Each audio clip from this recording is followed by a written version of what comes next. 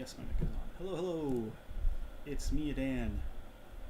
And I'm here for another episode of Adan Plays Through His Backlog, where I will be playing Dream Daddy. This is specifically the Dad Rector's Cut, which is a hilarious pun. And yeah, I'm excited. It's a visual novel game in which you get to date a bunch of dads, probably. That doesn't be in the title. And I'm excited about this.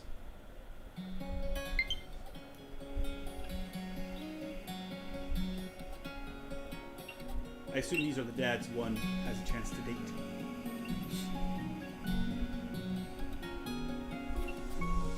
The music's already very soothing.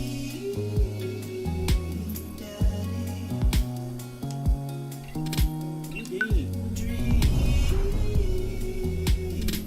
Oh my god, they're actually saying Dream Daddy. You always have time for a beer with your buds. What if you don't drink beer?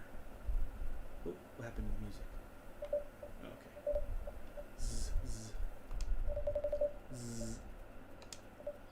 Dad. Oh, I guess the daughter, my daughter's name is Amanda. Zzz. Dad, wake up. Wake up, pretend to be dead. 5 more minutes. I'm gonna pretend to be dead. I let my tongue roll out of my mouth and stop breathing. Amanda shakes me. Come on, Dad, this hasn't worked on me since I was 6. I'm sorry, Amanda, this is the end for me. Dad, I swear to God. Amanda, I bequeath to you all my earthly possessions. Spread my ashes over my recliner. Okay, well, your corpse better get into the moving van because it's leaving soon. I finally open my eyes and sit up. I'm lying in the middle of the living room, spooning a moving box. I yawn and stretch. Morning, Manda Panda. Ugh. Yikes, dad breath. Go brush your teeth. Laserdisc has clearly the superior digital video format. Wow, how old are these dads? Laserdisc. They really stepped up the production value in episode 5. Alright, so I think drink a full glass of water in the morning to help wake up. I think these dads might be Gen X dads. Build that dad. Oh! Oh, look at that! I get to build a dad. Alright.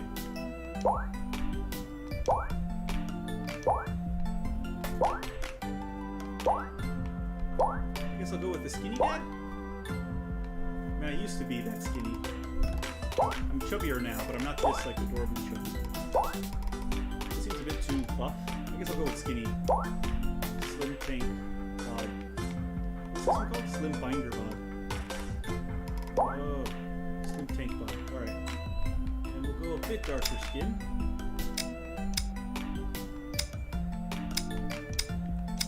That's a good one. Oh, body hair. I'll take off the body hair. Because I'm not that hairy. Diamond head, heart head. That neck seems a bit long.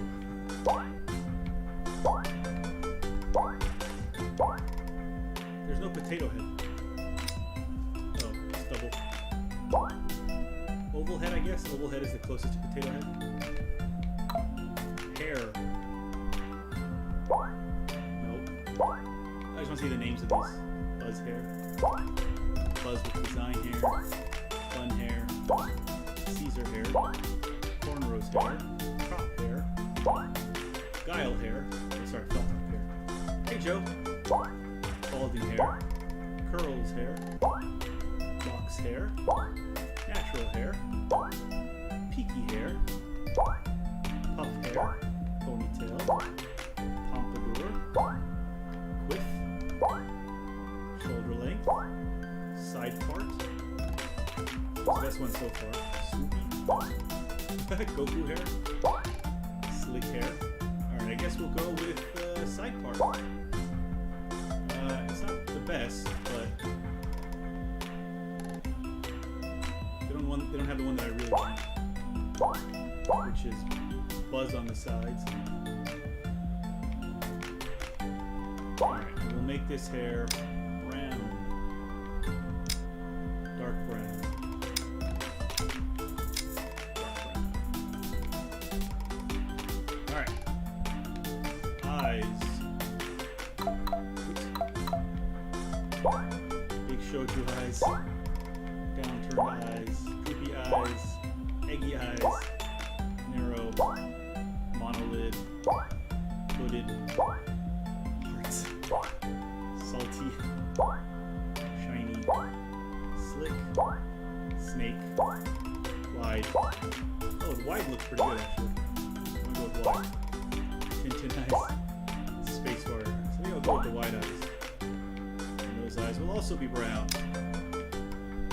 Why are my eyebrows not brown? That's a weird decision that I have to do it. Butt nose, Greek nose, hawk nose, mirror nose, wide, snub, rumple, Roman. I don't know what kind of nose I have. Is it Greek? It's really large, my nose. Hawk? Let's go with hawk. Mouth. Cheese. Cupid. Full. Gap. Gap tooth. Pouty. Liver. Kitty. Hamburger. Salty. Slim. Smirk. Tongue out. I think I'll go with slim. I don't know what these are. My lip color or something? I guess if you... Oh, it'd be like the lipstick color. Doesn't actually matter. Since I don't have lips. Brows. Bushy. Alright, first off, let's make these the same color as the hair. So it'll freak me out. Danny brows. High arch. Round. Soft. Slim. Short. S. Straight. Uni. Wild. Wizard.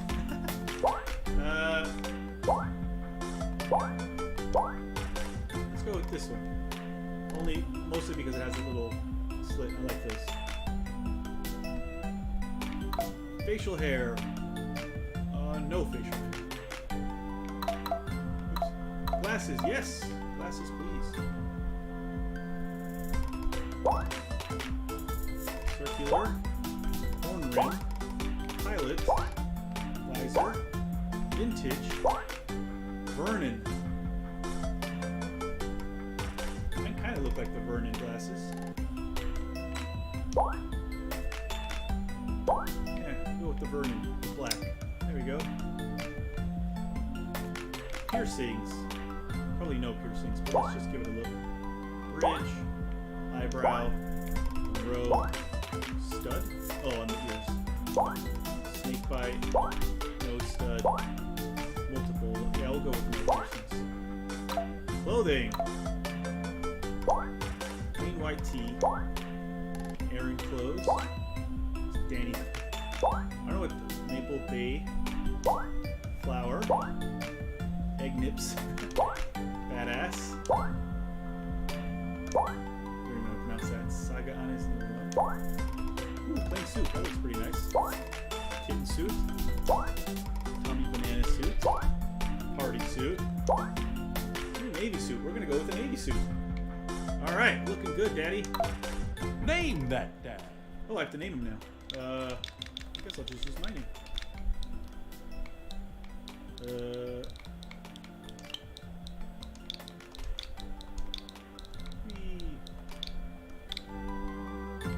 We'll go with a fake last name.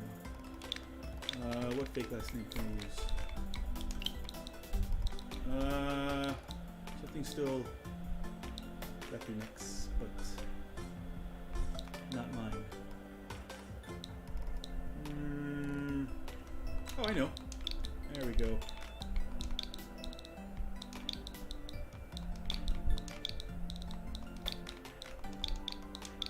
There we go. We'll use that. Alright. Be that dad. Be that dad. Alright. Dad tip number 63. Please remember to call us once in a while. Make sure to sweep under your tent so you don't sleep under rocks. On rocks. Drinking too much water can cause water intoxication. Did you fall asleep hacking? Amanda asks. I got most of it done, I think. Searching around the room, it looks like I did a pretty good job. Every box is sealed except for one. Wait, straggler. What's in it? Looking into the box, I see a bunch of old photos and little photo albums. Alright! Whoa, I haven't seen these in years. I pull out one of the dusty albums from the top of the pile and we begin looking through it. That's the coolest baby I've ever seen. The only way your father and I, the only way your mother and I... Ooh, I can make him bisexual, canonically bisexual. Yes, please. The only way your mother and I could get you to stop crying was to put the sunglasses on you. But whenever we tried to take them off, you'd start crying again. You spent the first 2 years of your life with sunglasses on. Nice. Halloween, when you were maybe 4? Oh my god, the dragon costume. You couldn't decide between being a princess or a dragon, so you went with both. Princess Dragon. A fine choice, Amanda. Well done. Why do I remember crying in that dragon costume? You saw yourself in the mirror and realized you were afraid of dragons. Seeing yourself inside the dragon's mouth was a realization of your greatest fear, I think. Right, yep, definitely repressed that memory. And this was your horse phase. Aw. Dad. I believe you named that plush horse Sir Horsington the Brave. Oh. I don't think that was his... Amanda lunges for the photo, but I quickly snatched it away and held it above her head with my superior dad arms. Nice try, but this is important blackmail for later down the road. Nah. Go ahead and try me. I've seen pictures of you and your ska band. I had a ska band? Ouch, kid. The Scommunist Manifesto. That's a good band name. The Scommunist Manifesto had a chance back in the day. I look off into the distance and reminisce about that rad horn section. Hey, it's Emma P. Dad. Oh, Dad, that's Emma R. I didn't meet Emma P until high school. Honey, I promise you, wholeheartedly, that I will never stop mixing those two up. Dad. Dad, Emma R's been my best friend since I was 7. Give it, like, a little bit of effort. Oh, right, Emma P was the one who tried to steal people's pets, fired a flaming tennis ball at the police station, pooped her pants during a sleepover. She's gonna fire a flaming tennis ball at the police station. Lighter fluid, tennis ball, tennis racket, right? Yeah. Dad, that was you. Oh, right. I was a wild child. I was 6 when you did it. Okay, Amanda, I wasn't aiming for the police station. It just happened that there was a police station in the vicinity of where I wanted to get a flaming tennis ball. Pretty sure I was aiming for the police station. Ugh. Yeah, I remember you explaining that to the police. They didn't believe me either. Anyway, I gotta show this to Emma R. later. She'll get a kick out of it. The first photography award you ever won. Yeah, and it got us a $20 gift card to McFriday's. Yeah. And then you got food poisoning from the cheesy tostada blasts. I think you mean food poisoning, you know, with a Z. Ugh.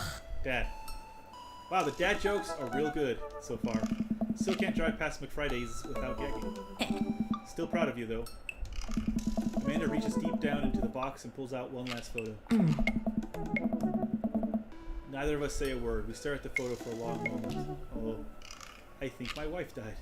I finally decide to break the silence. This was the day you were born. This was the day we adopted you. Oh, we can adopt. Yes, you know what? This was the day we adopted you. It's kind of a funny story. The day we brought you home, we got into a car accident. It wasn't anything big, just a little fender bender in the parking lot. But of course I was freaking out, and the little old lady who crashed into us was freaking out. I didn't know what to do. But your mother, oh man. She holds my hand and looks me directly in the eyes, the calmest I've ever seen her. She says, "It's okay, it's all gonna be okay." This is a bit too real for me right now. She was right, you know. I stare at the picture for longer, maybe too long. I miss her. Oh, I can't even imagine what it must be like for Amanda. She pats me on the back. Come on, Pops, we gotta finish packing. The moving van won't wait forever. You're right. Amanda and I pile into the car and take one last look at the old house. So many memories here. Hard to believe your mother and I bought this place almost 20 years ago. Hey, remember when I shattered the front window playing catch? You always had very strong arms. Hey, remember when I shattered the other front window pretending to be a robot who breaks windows? You were a very imaginative child. Yes. Hey, remember when I broke the back window? You get it, Amanda. You break stuff. Oh. And there'll be plenty more stuff for me to break in the new place. Memories to make and stuff to break. You ready? We sit in silence for a moment. I watch my daughter grow up in this house. It will forever hold a place in my heart. But it stings a little bit to leave it behind. I'm ready. The moving man begins to pull away, and I get the car into position to follow it. I watch our old house, disappear into the rearview mirror. Man, this is really getting me in the feels right from the beginning. So what? So sell me on our cool new pad. I clear my throat and do my best cheesy announcer voice. Nestled in beautiful, scenic downtown Maple Bay, our new house features washer and dryer hookups, a 2-car garage, multiple places to sleep. we're probably not that well off, so it's probably not a 2-car garage. Let's say washer and dryer hookups. Honey, have you ever had dirty clothes? For most of my life, yes. Well, worry about that no longer, as our new place features machinations that will not only clean your clothes, but dry them directly thereafter. An upper-class luxury, I fear. The concept of clean clothes is no longer in the hands of the fat cats upstairs, sweetie. Anyway, it's also smaller than our last house. Cozier, one might argue. Good spin. Alright. I think it's great. Won't we be closer to a lot of cool stuff that we can walk to, so I don't have to waste gas? And I mean, trying to park downtown is, you know... Amanda, you know you're going to have to learn how to parallel park at some point, right? No! Amanda, you don't have to. I never learned how to parallel park. You don't have to either. Not going to happen, Pops. Good on you, Amanda. I think someone needs to do a 3-point turn on their attitude. That's funny. I don't know how to do that either. I don't know how to do that either. Have you met the neighbors yet? Not yet, but the neighborhood seems pretty quiet. So you won't have to chase any rowdy teens off your lawn? You are the very teen you mock when you say that, honey. I'm in my last year of high school. I'm practically dust. Oh, children. Yeah, you're a real... Don't you dare. Senior. Oh. That was a terrible dad joke. Dad, I know where this is going. Citizen. I'm just going to ignore that. But I won't forget it. So what's item number 1 on the new house agenda? Well, first we'll need to forge a path through the solid wall of boxes that's blocking the living room. You still have to install the washer and dryer. We need to go grocery shopping. Pops, cool your jets. You have to promise me that we're going to take a break and explore the neighborhood. Okay. You're right. We'll get some work done and then check the area out. We pull up to the new house and step outside. It's actually bigger than I thought the house was going to be. We pull up to the new house and step outside. The lawn is freshly mown and the for sale sign is still in the yard. Hi-ya! And with a swift kick from Amanda, the for sale sign is no more. Nice form, Sweet Pea. I got a problem with authority. I'm so proud. Man, all that karate chopping took me out. I could really go for a sandwich. An ice cream sandwich. Sweetie, it's 10 a.m. We need to unpack first. I need some coffee ASAP. Did you even see all the dogs in the park nearby? I need some coffee ASAP. You need to unpack first? No, I need some coffee ASAP. I gotta get my hands on a nice hot cup of the old bean juice or I'm gonna be useless all day. I think we passed the coffee shop on the way here. Maybe we could check that out. Let's do it. The extended cut is the only cut worth watching. Not always. Eat a lot of broccoli. I love these dad tips. These are good dad tips. Some of them are wrong. We walk down the street to the coffee spoon, a cute little place on the corner. Man, this is in such convenient walking distance from our place. I mean, I guess. What's wrong? Why would I go somewhere else and drink coffee on a couch when I could just drink better coffee at home on my own couch and not have to make awkward eye contact with other people? That's a good point, me. At least when I'm home, some random guy isn't going to come up and sit on the recliner next to me and I won't feel like a little weird about it because technically he's not sitting at my table, but he's very much within my personal zone. Dad, what's the etiquette when you have a dirty mug? Is there a bin? Do you go set it up on the counter because you don't know where else to put it? That's on purpose, Felicia. Adan looks Adan like Adan. Is there a bin? Oh, by the way, you're dead in this video game as well. Sorry about that. Do you go set it up on the counter because you don't know where else to put it? Or do you leave it there and feel your face flush hot with shame as you consider the possibility that there's in fact a bin somewhere just out of sight? And now you're the jerk who left their mug. And look, you're not a horse. You were a real live woman. But you passed away. And this is our adopted daughter, Amanda. And now you're that jerk who left them. Aww. Dad, are you just afraid to meet new people? Yes, Amanda. It's true, I've always been afraid to meet new people. You walk inside. The inside. Ooh, this is, I think, dad number 1. Possible date. Possible dad date number 1. The inside of the coffee shop is incredibly warm and inviting. Vinyl records line the walls and patrons lounge around on well-worn green couches. Some cool tunes spin on a record player next to a little stage. Hey. Welcome to the Coffee Spoon, guys. How's it going? Hello, Matt. What's with the name? Hey. Oh, it's kind of dumb. Hey. It gets mentioned in this poem I like, and I thought it was a good idea at the time. And I suppose now it's still a good idea because like the business is still running. I mean, you like poetry? But people ask me that question all the time, and I give them the same answer every time. Now I'm standing here rambling, and I'm sure we're all getting more and more uncomfortable the more I keep talking. But man, we're in it now, and I can't stop. Hey.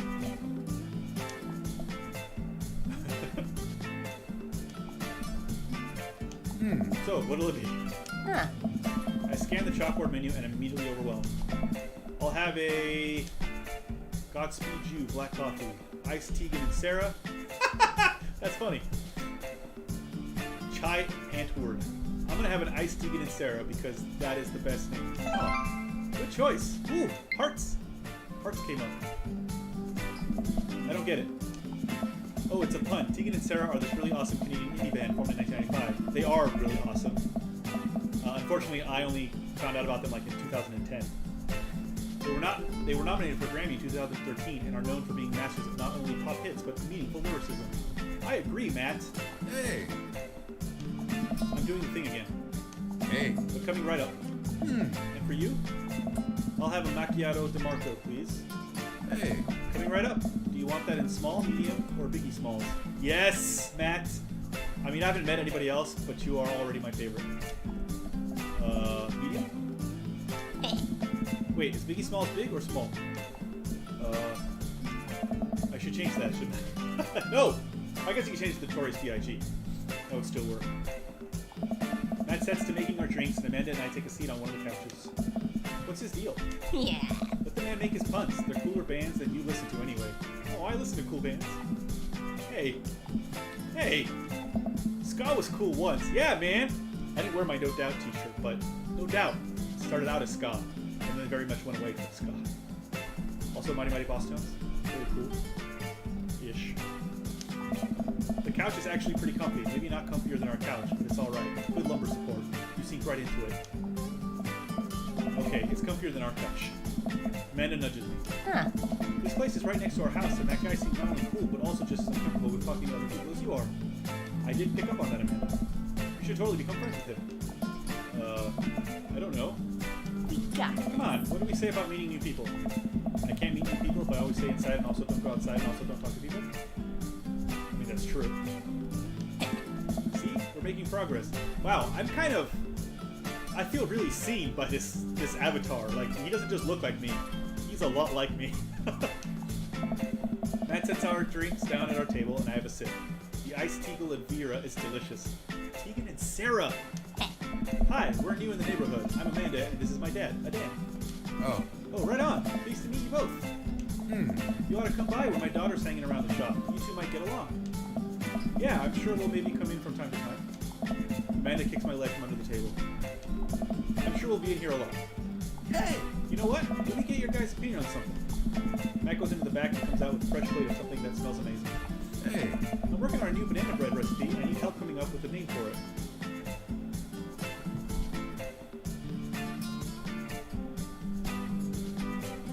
Well, I think we're going to have to taste test it first so we can get the full flavor profile of, and really appreciate the flavor sensations of Amanda nods vigorously. She knows this game. I did say Sarah. Tegan and Sarah is a band. It's an indie band, Canadian indie band. It's two women, Tegan and Sarah. Amanda nods vigorously. She knows this game. Yeah, we need to give that Nana bread a taste if you want us doing free creative labor. I think that would be commensurate with, I've taught her well. We have trained for this day. I was just going to give you guys free banana bread anyway. Right, yes, that. Matt serves us each a piece. Amanda and I happily chow down. This is amazing. Hey. Thanks. The secret ingredient is bananas. So, any ideas? I'm stumped. Well, I think I might only be able to give you dad band puns, but I'll give it a shot. Banana bread Kennedys, Grateful banana bread, Right Said banana bread. Oh my god, that's really good. Dead Kennedys, Grateful Dead, or Right Said Fred. I'm going for Right Said Fred. Right Said banana bread. Oh, that was a lot of hearts! Oh, I think Matt's into me. Like Right Said Fred, but now it's about banana bread. I think the youngsters would like it despite not getting it. Huh? That actually has a nice ring to it. Really? Hey. Yeah, Right Said banana bread. Strong decisions. That's art, baby. Hey. I wanted to say baby because I thought it would sound cool, but once I said it, I realized that it just doesn't sound good coming out of my mouth. Maybe I should just leave saying baby toothbrush. Oh. Hey. Enjoy your coffee. Thanks, baby. Hey. See, it sounds good when you say it. Across the way, a man catches my eye. Ooh. He sits by himself, brooding over a cup of coffee. Our eyes meet just for a moment. Well, that's a mysterious gentleman, if I've ever seen one. I hastily look away, hoping he didn't catch me staring. Who is that? We finish up our drinks and head out. Hey. Thanks for stopping in. Take care. Okay, now that we're full of caffeine, where to? I should get back to unpacking. Let's get some fresh air. I need a nap. Let's get some fresh air. I just had coffee. I don't need a nap. Time to soak up all that vitamin D, make our bones nice and strong, but also put on sunscreen. It's important. Yeah, our skeletons are gonna get so strong they're gonna hop right out of our bodies and crush cars with their bony fingers. Amanda, I already have an irrational fear that my skeleton will one day escape that splash sack and run amok. Please don't encourage it. Right, sorry. The park! To the park! Don't eat too close to your bedtime. When lifting weights, use proper form and a full range of motion. Yes. Amanda and I begin a stroll through the neighborhood. I can't believe how beautiful it is outside. Kids are playing in the street. The flowers are in bloom, and the faint smell of a nearby barbecue drifts through the air. This place is nice. Too nice. I don't trust it. Good eye, honey. You can never be too careful. See that baby in that stroller over there? Government operative. We're on to you, baby. We walk for a while and eventually end up in a small park. Toddlers chase each other through the playground, and dogs of all shapes and sizes romp in the grass. It's pretty crowded, but Amanda spots a nice empty bench.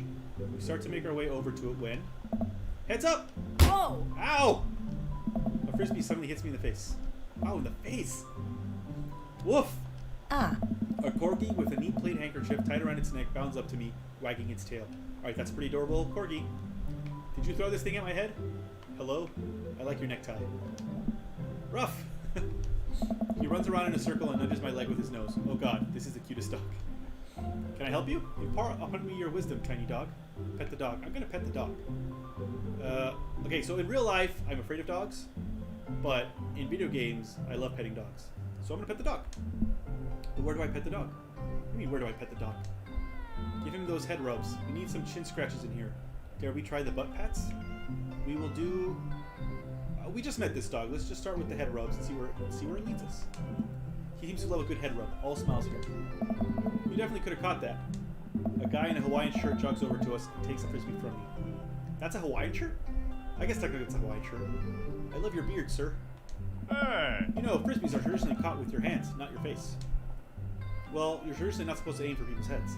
It's a new technique. I'll catch it with my teeth next time. I'm gonna be smartass. It's a new technique. It's like disc golf, but the goal is my face. Looks like you're winning. Hey. Ha! I'm just messing with you. Oh. I'm Brian, by the way. I'm Adan, and this is my daughter, Amanda. I look over at Amanda, only to find her sitting on the ground, rubbing the dog's tummy. Hi. Oh. Your dog's cool. Ah, old Maxwell sure loves the attention. It's great to see another father and daughter out here on such a sunny day. Where's yours? Brian gestures over to a grassy knoll where a young girl sits on a checkered blanket. She's reading a book bigger than her head. Oh, I like your daughter. She puts it down and heads over to us. Oh. This is Daisy. She's reading the Brothers Karamazov. Wow. How old are you, Daisy? Her teacher tells me that she has the reading comprehension skills of a high schooler. Yeah, well done. Oh, are you younger than Amanda? How old is she? 10. Wow. She's a precocious little youngster. If Amanda's a senior, that makes her 17, 18. So yeah, she's much older than... Whoa. Oh. My natural dad instinct kicks in. I must brag about my child's accomplishments. Oh no, it's happening. What is going on? Oh my god, this is hilarious. Go on, Daisy, tell about yourself. That's my girl. Amanda, get in there. Okay. Dan's HP, 80, Brian's HP, 80. This is hilarious. This is awesome. What is DHTR? Fleet item. Brag. Amanda here just recently won a local photography award. Wow, congratulations. Brian loses 10 HP. Brian, Daisy actually just won a statewide poetry contest. Ooh. You lose 15 HP. Dan's HP is 5, Brian's HP is 7. Do I have an item? Grade card, child art, band-aid, sleeping, spelling bee photo. Grade card. wrinkled copy of Amanda's last grade card out of your back pocket. I think that means, like, the grades, her grades, right? Amanda, Dad. Awesome grades. Brian loses 25 HP. Wow, yes! Brian, you really carry that around everywhere? Ouch, maybe it is kind of weird. You lose 5 HP. Brian, Daisy just started a weekly chess club at her elementary school. Elementary school computer lab. She's the president, too, of course. Dang, my high school doesn't have a chess club or a computer lab. You lose 10 HP. Adan's HP 50, Brian's HP 45. I'm winning! What is DHTR? Can't switch daughters. Amanda's your only daughter. Oh.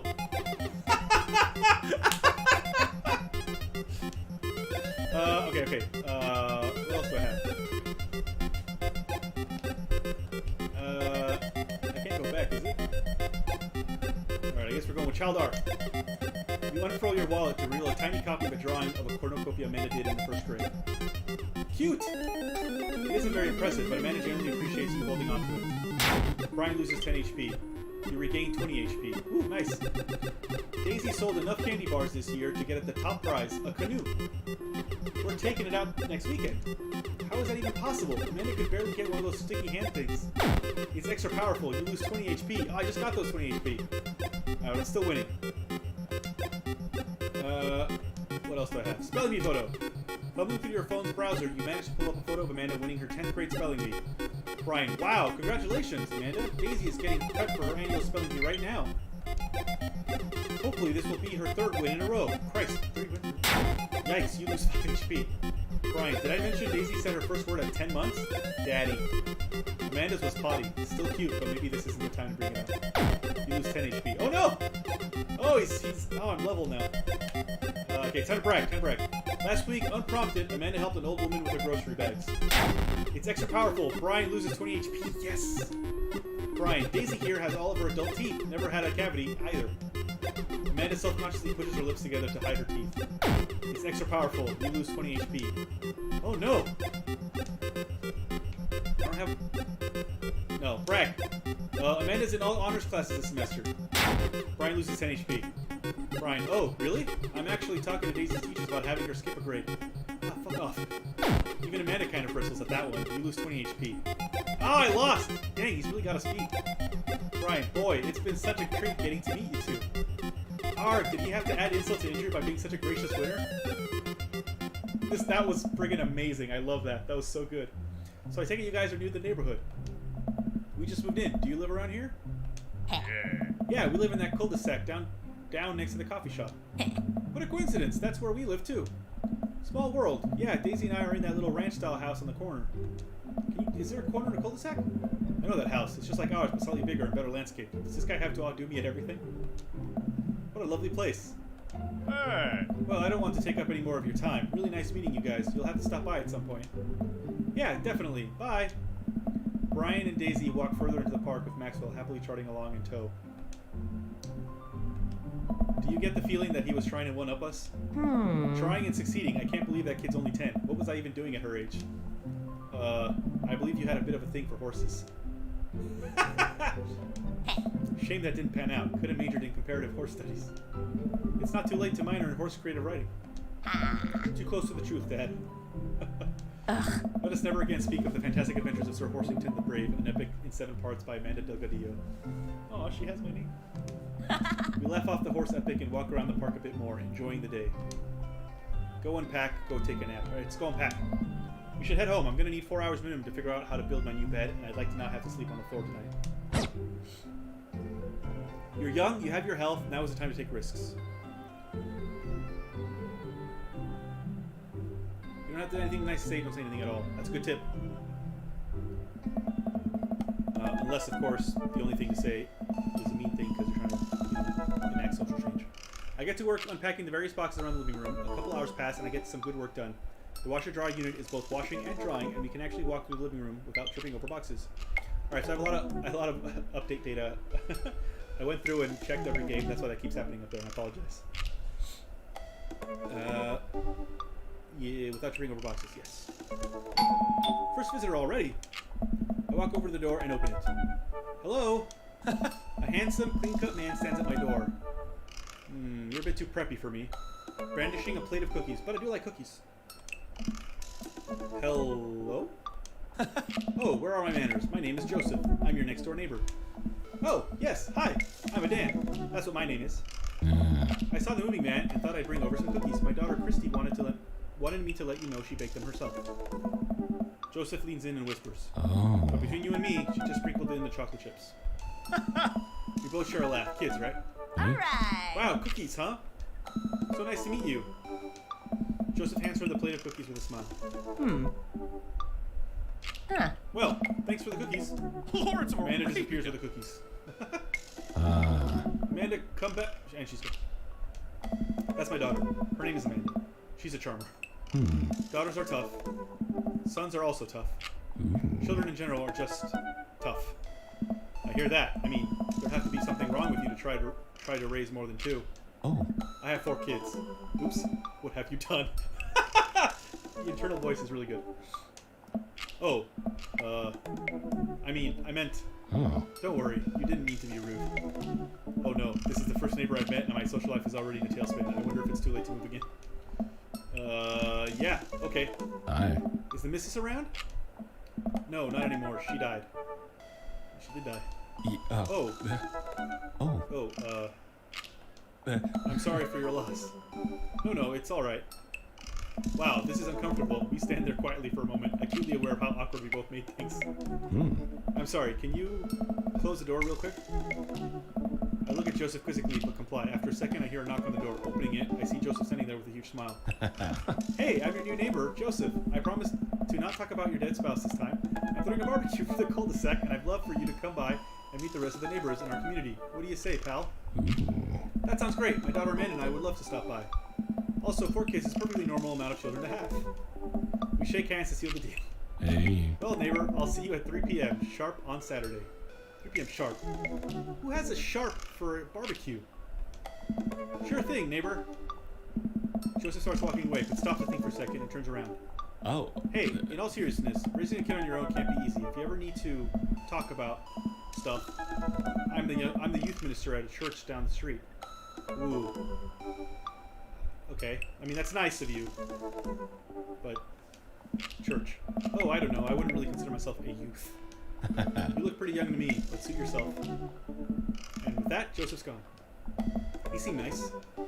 Amanda walks back into the living room, crumbs on her face and cookie in her hand. That was the smoothest recover I've ever seen. I should be taking notes. See? You're already fitting in great. Where'd those cookies go? They're gone. I'm sorry. If it Alright. makes you feel any better, they weren't very good. So you ate all of them anyway. Huh. I guess that makes it break time. Any ideas? Joseph probably wants his plate back. I think we get a ton of good neighbor points if we bring this back. We're gonna be the best neighbors in this whole cul-de-sac. We're gonna kick all the other neighbors' butts. With kindness. Man and I step outside. Eh? Shoot, I'm actually not sure which house this is.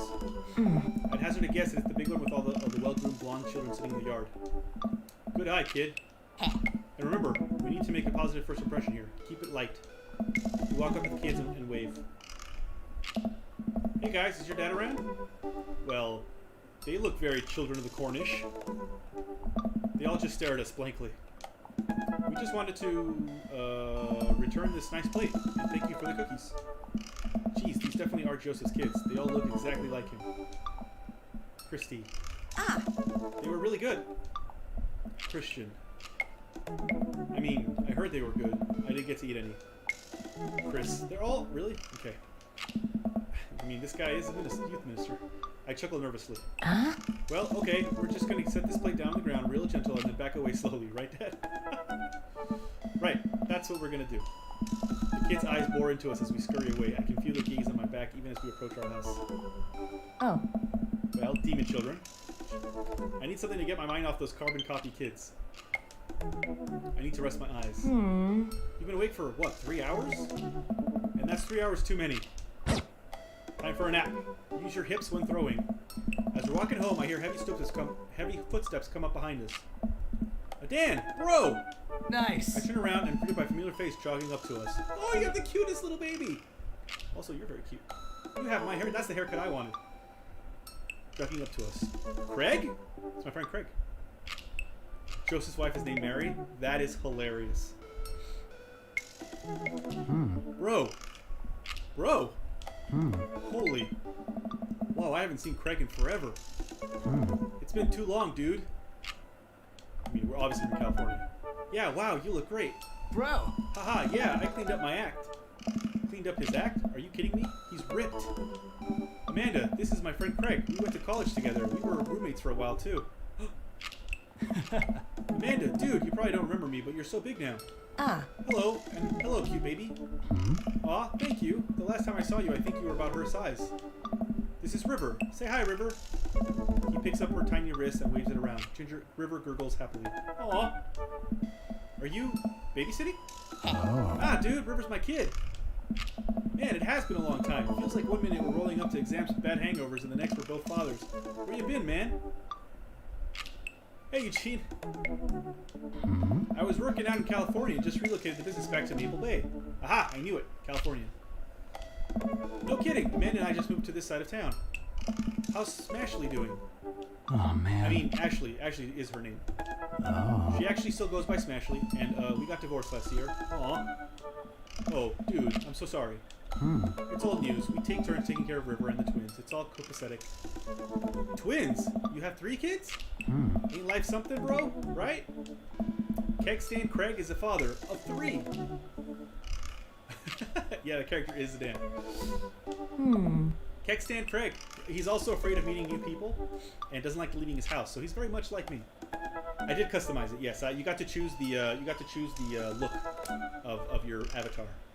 So I made him look like me. Oh, haha, yeah, it was my old college nickname. He got it because he did a lot of keg stands. It's that thing where you do a handstand on a keg and then drink from the keg. Huh. Right. He was very good at it. Ah, bro, I hate to be that guy, but I'm in the middle of my daily jog and I really got to keep up my heart rate. Brought River along for, resistance training. Ah, she has a little spit bubble I just saw. Oh, that's adorable. You jog daily? I jog yearly. That's almost true. On January 1st, when I promised myself that I'm going to jog daily for the rest of the year, but give up after 30 minutes and just walk home. Well, it's never too late to get back into it, dude. You should join me sometime. Haha, I don't know. Bro. Come on, it'd be fun. We could grab breakfast afterwards, catch up. We could do a bro brunch like the good old days. Alright, sure. Sounds great. Oh. Great, let's get that going soon. I better get moving. Good to see you guys. Craig gives a little wave, puts his earbuds back in, and jogs off. I can't believe Craig is ripped and has kids. I'm reeling. Why's that? That Craig I knew is not fit to be responsible. The Craig I knew is not fit to be responsible for any living thing, including and especially himself. One time I watched him drink an entire jar of marinara sauce for dinner. That is disgusting. Amanda, he opened up a new jar of marinara sauce and then he drank it like it was a thing that normal people do. He was unholy. And then I asked him what the hell he was doing, and he said, and I quote, "It's basically a smoothie, bro." Oh, Jesus Christ. I mean, technically, he's not wrong. He jogs. He was jogging. Ah. He's like a totally different person. Anyway, we better get home. I'll have plenty of time to reflect on how old I feel later. God, this game is really hitting me. Amanda and I flop down to the couch. Amanda has to shove some empty boxes out of the way before she can sit. Huh. Too bad we're going to be putting my stuff right back into these boxes in a few months. No, don't say that. I'm not Dad. It's going to be okay. I'll be fine. I know. It's just, you're my little girl. It's going to be weird not having you around. I'll come visit, and I'll text you every day. And I'll take lots of pictures. You're a lying liar who lies. Every kid says they're going to call every week, text every day, and they don't. I mean, obviously, I'm a photography major. You promise? Ah. Of course. Are you going to be okay by your lonesome? Oh, come on. I'll be fine. I'll get a dog or something. A dog? Forget art school. I'll stay for the dog. Is that what it's going to take?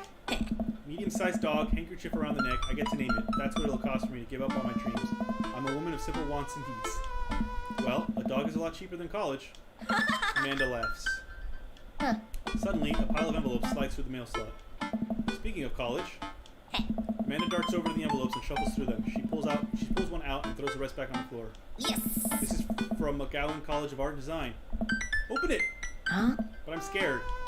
It's just an envelope.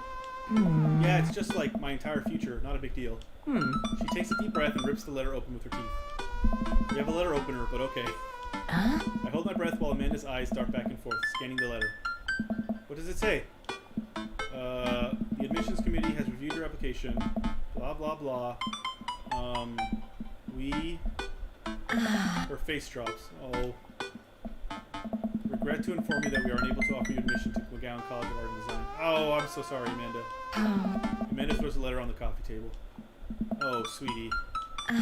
It's okay, I kind of saw it coming. I knew I shouldn't have put that experimental stuff in my portfolio. Their admissions officer told me they just want to see portraits or whatever. I could go for jar of spaghetti sauce. It's also kind of hilarious how Dan slides onto the screen to speak. Yeah, that's what I do. I pull Amanda in for a big hug. You're an amazing photographer. I know how much work you put into your portfolio. Some other school is going to want to snatch you up for sure. Yeah, I know. It's fine. Are you actually fine, or are you just saying that? Huh? I'm fine, really. Her face stays the opposite, but I probably shouldn't push her on this. Ah. Oh, and before I forget, Emma R. and Emma P. are sleeping over tonight. So, you need me out of the way because I'm painfully uncool? I would choose more delicate phrasing, but yes. Well, I'll have you know that I conveniently already have plans for tonight, so you'll have the new place to yourself. Huh. Yeah? What are your plans? Quick, think of plans. I am secretly the mayor of this town. Gotta attend the union meeting. I'm going clubbing. Oh God, clubbing. I mean, I guess I would have to, being a single man. How else would you meet people, right? Gotta attend the union meeting. I'm secretly the mayor of this town. I'm going clubbing. I don't actually want to go clubbing. I hated clubbing. Fuck it, we're going clubbing. I'm gonna put on a nice outfit and go tear it up on the dance floor. All the hottest dance moves, the lawnmower, the sprinkler, the running man, the ones that all the kids these days are doing. Alright, but I'm not gonna come pick you up if you pull anything this time. Not again. I'm just kidding. I'm actually going to go to bed, go out and watch the game. Yeah, we'll do that. Huh? Which game? The game. The one that's on tonight. Ugh. The game on TV at somewhere other than here. Ah. Okay, cool. While you do that, I'm gonna do drugs and commit some light arson with the Emmas. I'm concerned you're hanging with the wrong crowd. Amanda shrugs. I would have expected you guys to be up to white-collar crime by this point. Maybe money laundering at the least. I'm a street rat, Pops. You're kidding about doing drugs and crime, right? Oh. Yes, Dad. Just making sure. Yeah. I gave her a pat on the head. Have fun with your sports. Are you being sarcastic?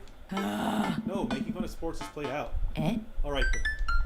I do some light cleaning around the house and decide to clear out right before Amanda's friends arrive. Before I leave, Amanda stops me. Huh. Hey, don't forget that you have that meeting with my English teacher tomorrow. Oh right, Mr. Vega. Yep, totally remembered. I'll be there. Alright. Shave with the grain. Shave with the grain. But that only works so much. Sometimes you have to shave against the grain. I mean, I could go for a jar of spaghetti, but there's got to be spaghetti as well. It can't just be the sauce. Moving Pictures is hands down the best Rush album. Oh, I guess I really didn't think this plan through. I'm not entirely sure where the closest bar is, and Amanda still hasn't shown me how to use the GPS on my phone. So I'm just going to pick a direction and walk it in. Let's go. This way. Cool, okay, we're marching. We're marching in the direction of the game. Any game, really. In the distance, could it be... Hey, Jim and Kim's. A big burned out neon sign hangs above a tiny dive bar. Jim and Kim's, huh? Alright, it'll do. I mean, Vega is an English teacher, so yeah, that is cool. The bar is small and dimly lit. The crack of pool balls sounds in the back as patrons laugh and joke. A string of multicolored Christmas lights hover above the bartender. I can't tell if he's Jim or Kim. I pull up a seat at the bar. What'll it be? One beer, please. I don't drink beer. Sure thing, boss. The bartender slides me an ice-cold beer. I like that beer is capitalized, though. Oh, it could be a Tecate. I didn't drink Tecate. I take a sip and enjoy the refreshing taste. Say, are you Jim or Kim? I'm Neil. Oh. I awkwardly turn my attention to the game, which is playing on one of the TVs on the wall. As luck would have it, my team of preference is not only playing, but currently in the lead, which is always a good thing. The brightly colored mascot, which is some kind of animal, does cartwheels. I silently cheer on my favorite team, hoping that I don't get into any confrontational arguments with a fan of the opposing team. This is hilarious.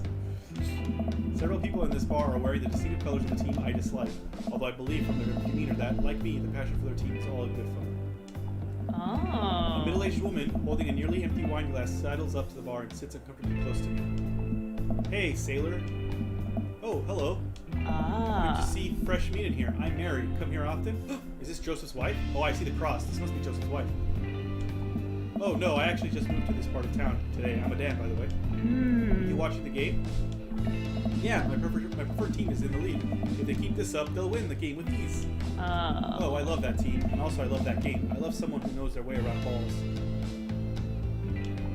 I'm getting the impression that she's a little drunk. Buy a gal a drink? Buy Mary a drink. Yeah, I don't know what the... Yeah, alright. I'll buy you a drink. I'm not sure of the ethics in this situation. This has never happened to me in real life. Do you not? I mean, I want to be nice to her, but you know, I don't want to date her. I almost reluctantly signal the bartender and order Mary another glass of wine. Neil jokes back and forth with Mary. They're clearly friends, and this clearly isn't her first time doing this. She tips her glass at me. Suppose I gotta keep you company now. Oh. So, what do you want to know? What's your deal? What do you think of the game? What's the latest gossip around here? What's your deal?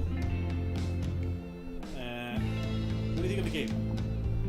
They really are tossing those balls around, huh? Truth told, I wasn't really paying attention. I just saw a solid ball choke and went for it. That's respectable.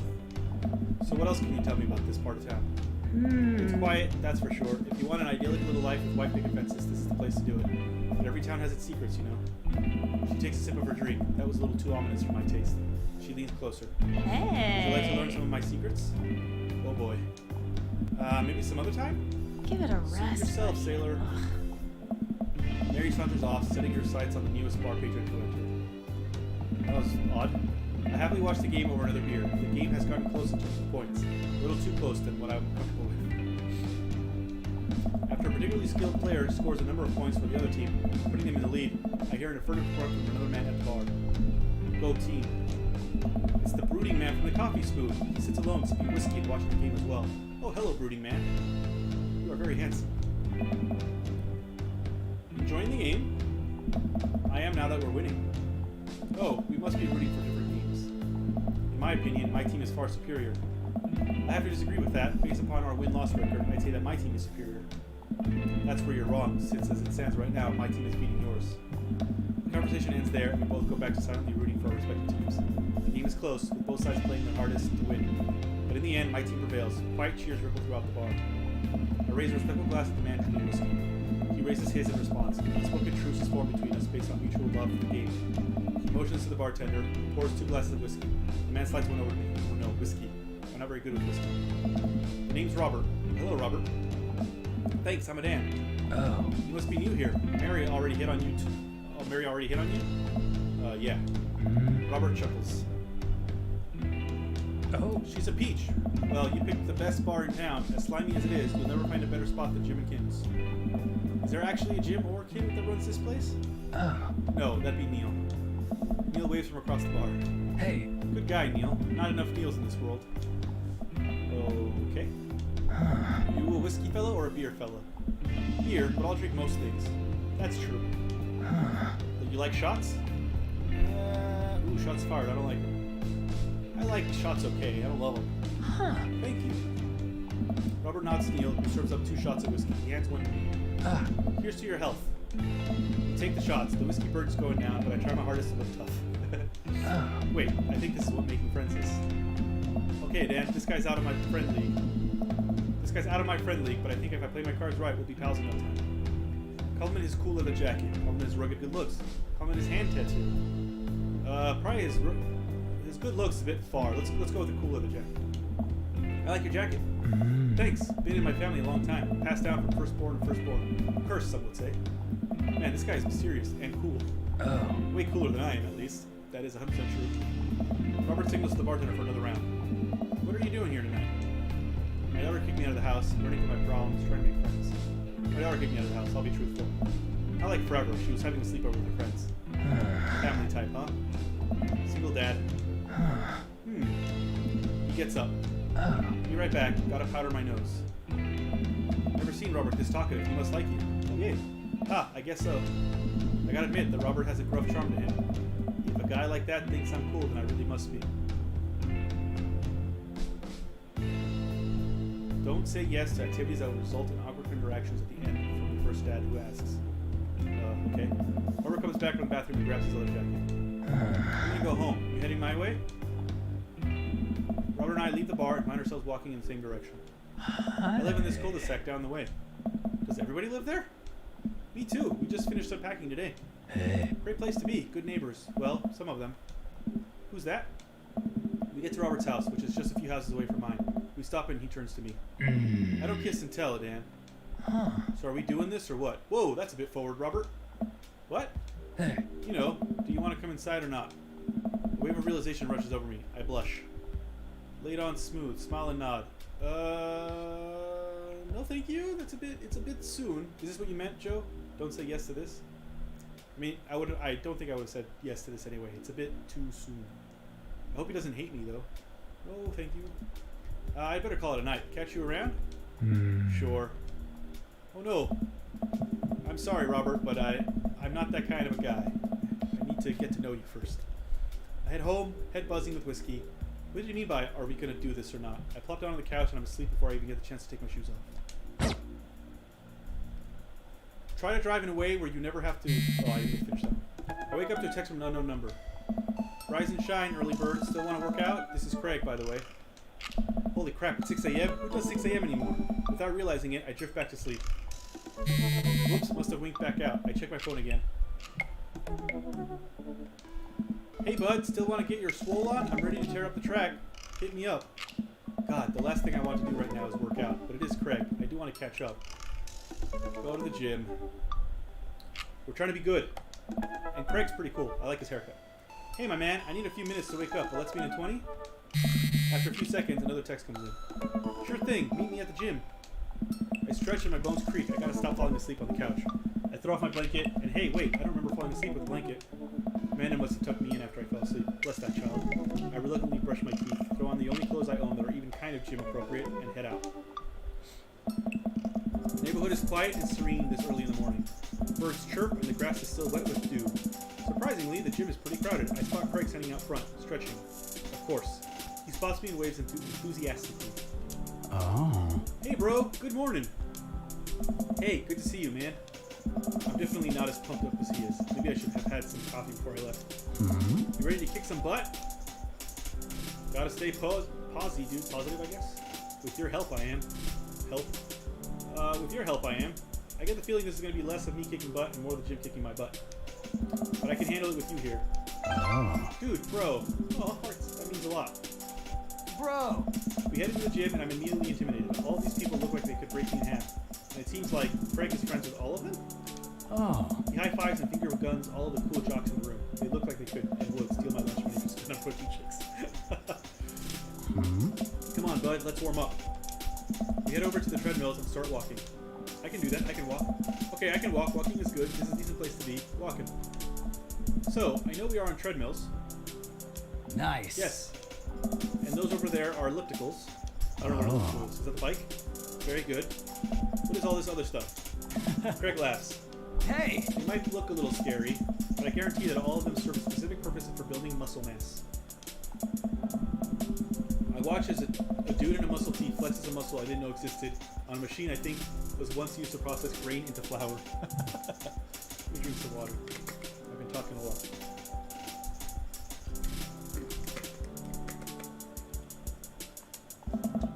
What is that? Why is that guy doing that to himself? That's a good question, bro. What do you think he's doing? Training to crush people's skulls with his thighs, using a medieval torture device, praying to some sort of pain god. I'm gonna go with the first one. He's trying to make his thighs so strong that he could crush people's skulls with them. Bro! Yeah, that's pretty much the only reason I work out. Oh no, Craig is turning up the speed. I better do the same. How long have you been doing the buff thing? Nice. A couple years. And what do you do when you're not dadding or working or buffing? Oh. Oh, I coach my twin softball team. That still counts as both dadding and buffing. I keep busy. What do you do for fun? I love learning. I try to live my life as close to a Jimmy Buffett song as possible. I check out my hot pod. I love learning. I try to educate myself about the world around me. I'm like a sponge for knowledge, soaking up all that intellectual content. You know, history, the paranormal, wilderness survival, aliens, mostly those things. So you watch the History Channel too, huh? Yes. Ah. We're jogging now. Oh god, we're jogging now. Are those eggplants coming out of him as well? Seems a bit double entendre. I look over to Craig, who hasn't even broken a sweat. How is he doing this so effortlessly? I'm dying. I feel my life force training through every orifice of my body. Oh god. Stop looking into my brain, game. Hey, remember when my fish died in college? Huff. No, I don't like this story. Oh my god, is he really bumping up the speed again? I guess I better do it, too. No, I don't have to. Oh, this is fast. This is very fast. And we were at that party, and you vowed to make me feel better. You tell me to create a distraction, so of course I do a sick keg stand and get everyone cheering. And then I try to steal a fish from a fish tank at the party with my bare hands like an idiot. Bro. And then you drop the fish and it's flopping around and you panic, so you run up to me post-keg stand with a dying, dirty fish in your hand that you scoop off the ground, and you're yelling at me that we have to leave. Dude. So we're running out of the frat party with a fish and trying to give it mouth-to-mouth resuscitation. And we get him home and get him into a bowl of water, but the prognosis was grim. And the next day he's alive and well. Hey. They never did catch the great fish thieves of Grand Ridge U. And they never will. I shoot off the end of the treadmill and crash into the wall. Jesus, that hurts. Hey. Dude, bro, are you okay? Craig offers me a hand and looks me over for injuries. I'm fantastic. I managed to stand up and rub my back. It doesn't hurt now, but I'm sure it will later. Oh, You don't man. have to push yourself like that. Always know your limits. Well, I think I might call our gym adventure here.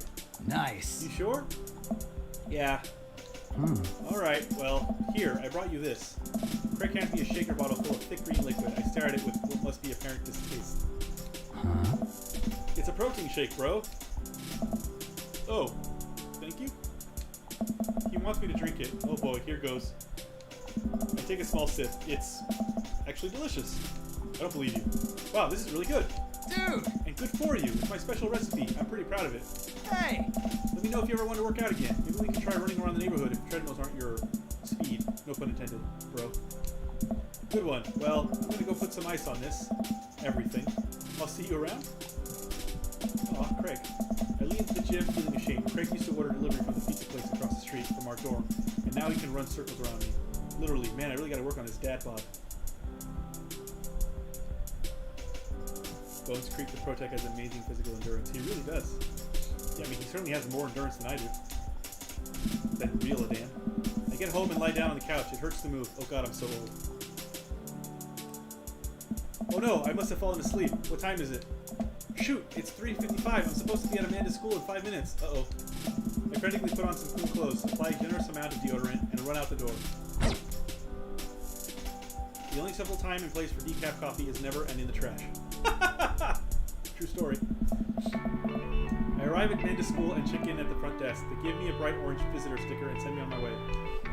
I'm barely awake and feeling pretty haggard, but hopefully nobody will notice. I check my watch and I'm relieved to see that I'm only 2 minutes late.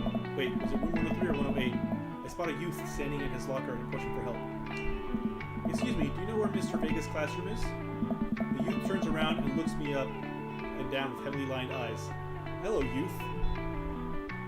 You look like a boy I would have had a crush on. Sigh.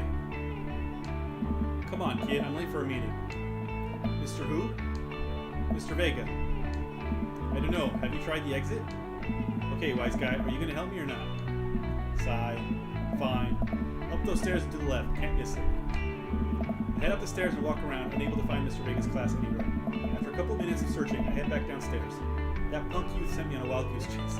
Damn you, punk youth! I get back to where that low-rent Gerard Way is standing. Low-rent Gerard Way.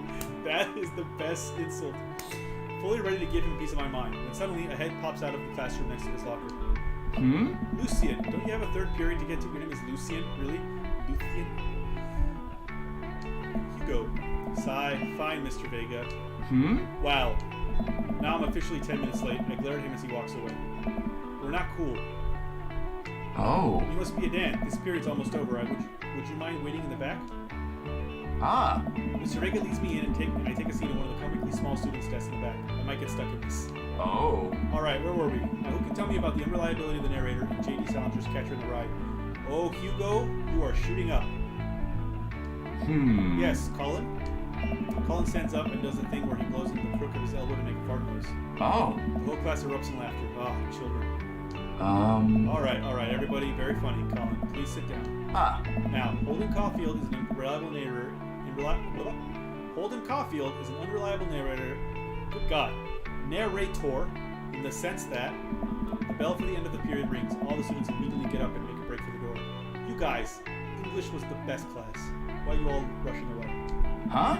Remember to do the reading and answer the response questions on page 194 in your textbook. Oh, I get to meet Lucian's dad too? I guess since he's a... They wouldn't have named him otherwise. Low rent Gerard Way. I mean, is his dad Gerard Way? Because that would be great. Nobody's listening. Or not, I guess. Mr. Vega turns to me and sighs. Oh. Middle schoolers, right? Oh, they're middle schoolers. Wait, I thought my daughter was a senior. Yeah, she's going to college, what? I guess you teach middle school and high school? Don't you teach high schoolers? I don't know. Both, budget cuts. Yeah, okay. Fair enough, Hugo. Right. Thanks so much for coming in. No problem, Mr. Vega. Oh. Please, call me Hugo. I don't know. I don't normally do these impromptu parent-teacher meetings, but as I'm sure you know, Amanda's a very bright student, and I'm concerned about her recent behavior. What's going on? Amanda has never been the most engaged student, but I know she cares. Recently, though, she's been falling behind. She's not completing assignments and has been doing rather poorly on tests. I normally chalk this up to senioritis, but this is strange. I thought Amanda always shared everything with me. It hadn't even crossed my mind that something might be wrong. I just want to ask, is everything okay at home? We just moved. Well, we just moved recently, but it was only to the other side of town, and Amanda was more excited about it than I was. Let's see if you can talk to her about it. I know she values you a great deal and would appreciate your guidance. If she keeps heading down this road, I know how important our school is to her, and I would hate to see her miss out on scholarship money that she clearly deserves. I'll make sure to talk to Amanda. Thanks for letting me know, Hugo. Hey. Anytime. On my way out, I stopped, thinking for a moment. I turned to Hugo. Hey, Hugo? Yes? Did you ever catch that rye? Oh, I have the best dad puns! Yes. Oh, he loves it. I leave the classroom and make my way out of the school. I'm still a little bit in shock that Amanda was able to hide this so well from me. She's always been such a force for positivity in my life, especially after we lost her mother. Amanda must be done with classes for the day by now. I'm sure she would appreciate a ride home. Maybe I could talk to her about what's going on. Huh. I pull up to the carpool and Amanda hops in the passenger seat. So, did you have fun gossiping about me? Mr. Reagan and I actually just gossiped about our celebrity crushes. So you talked about Mario Batali the whole time? How is... No. This has not aged well. Mario Batali is not anybody's crush anymore. It was a very productive meeting. Huh. I'm pretty hungry. Can we grab some dinner? Sure thing. We can make something at home. Let's head to the mall food court. Because I've not been to a mall food court in ages. Not just because of the pandemic, but also because I've been to the U.S. in 3 years? 2 years? I can't remember the last time I was in the U.S. Does that sound good to you? Yeah, sure. Why the mall? Jeez, can't the dad take his daughter to the mall? Will you buy me things? I will buy you a thing, singular. Sounds like a deal to me. Oh. We drive in silence for a short while. Amanda plays a game on her phone. I should say something. You know, sometimes when a kid gets older, they find that they have to keep things hidden from their parents. And that's okay, because sometimes that's what kids do.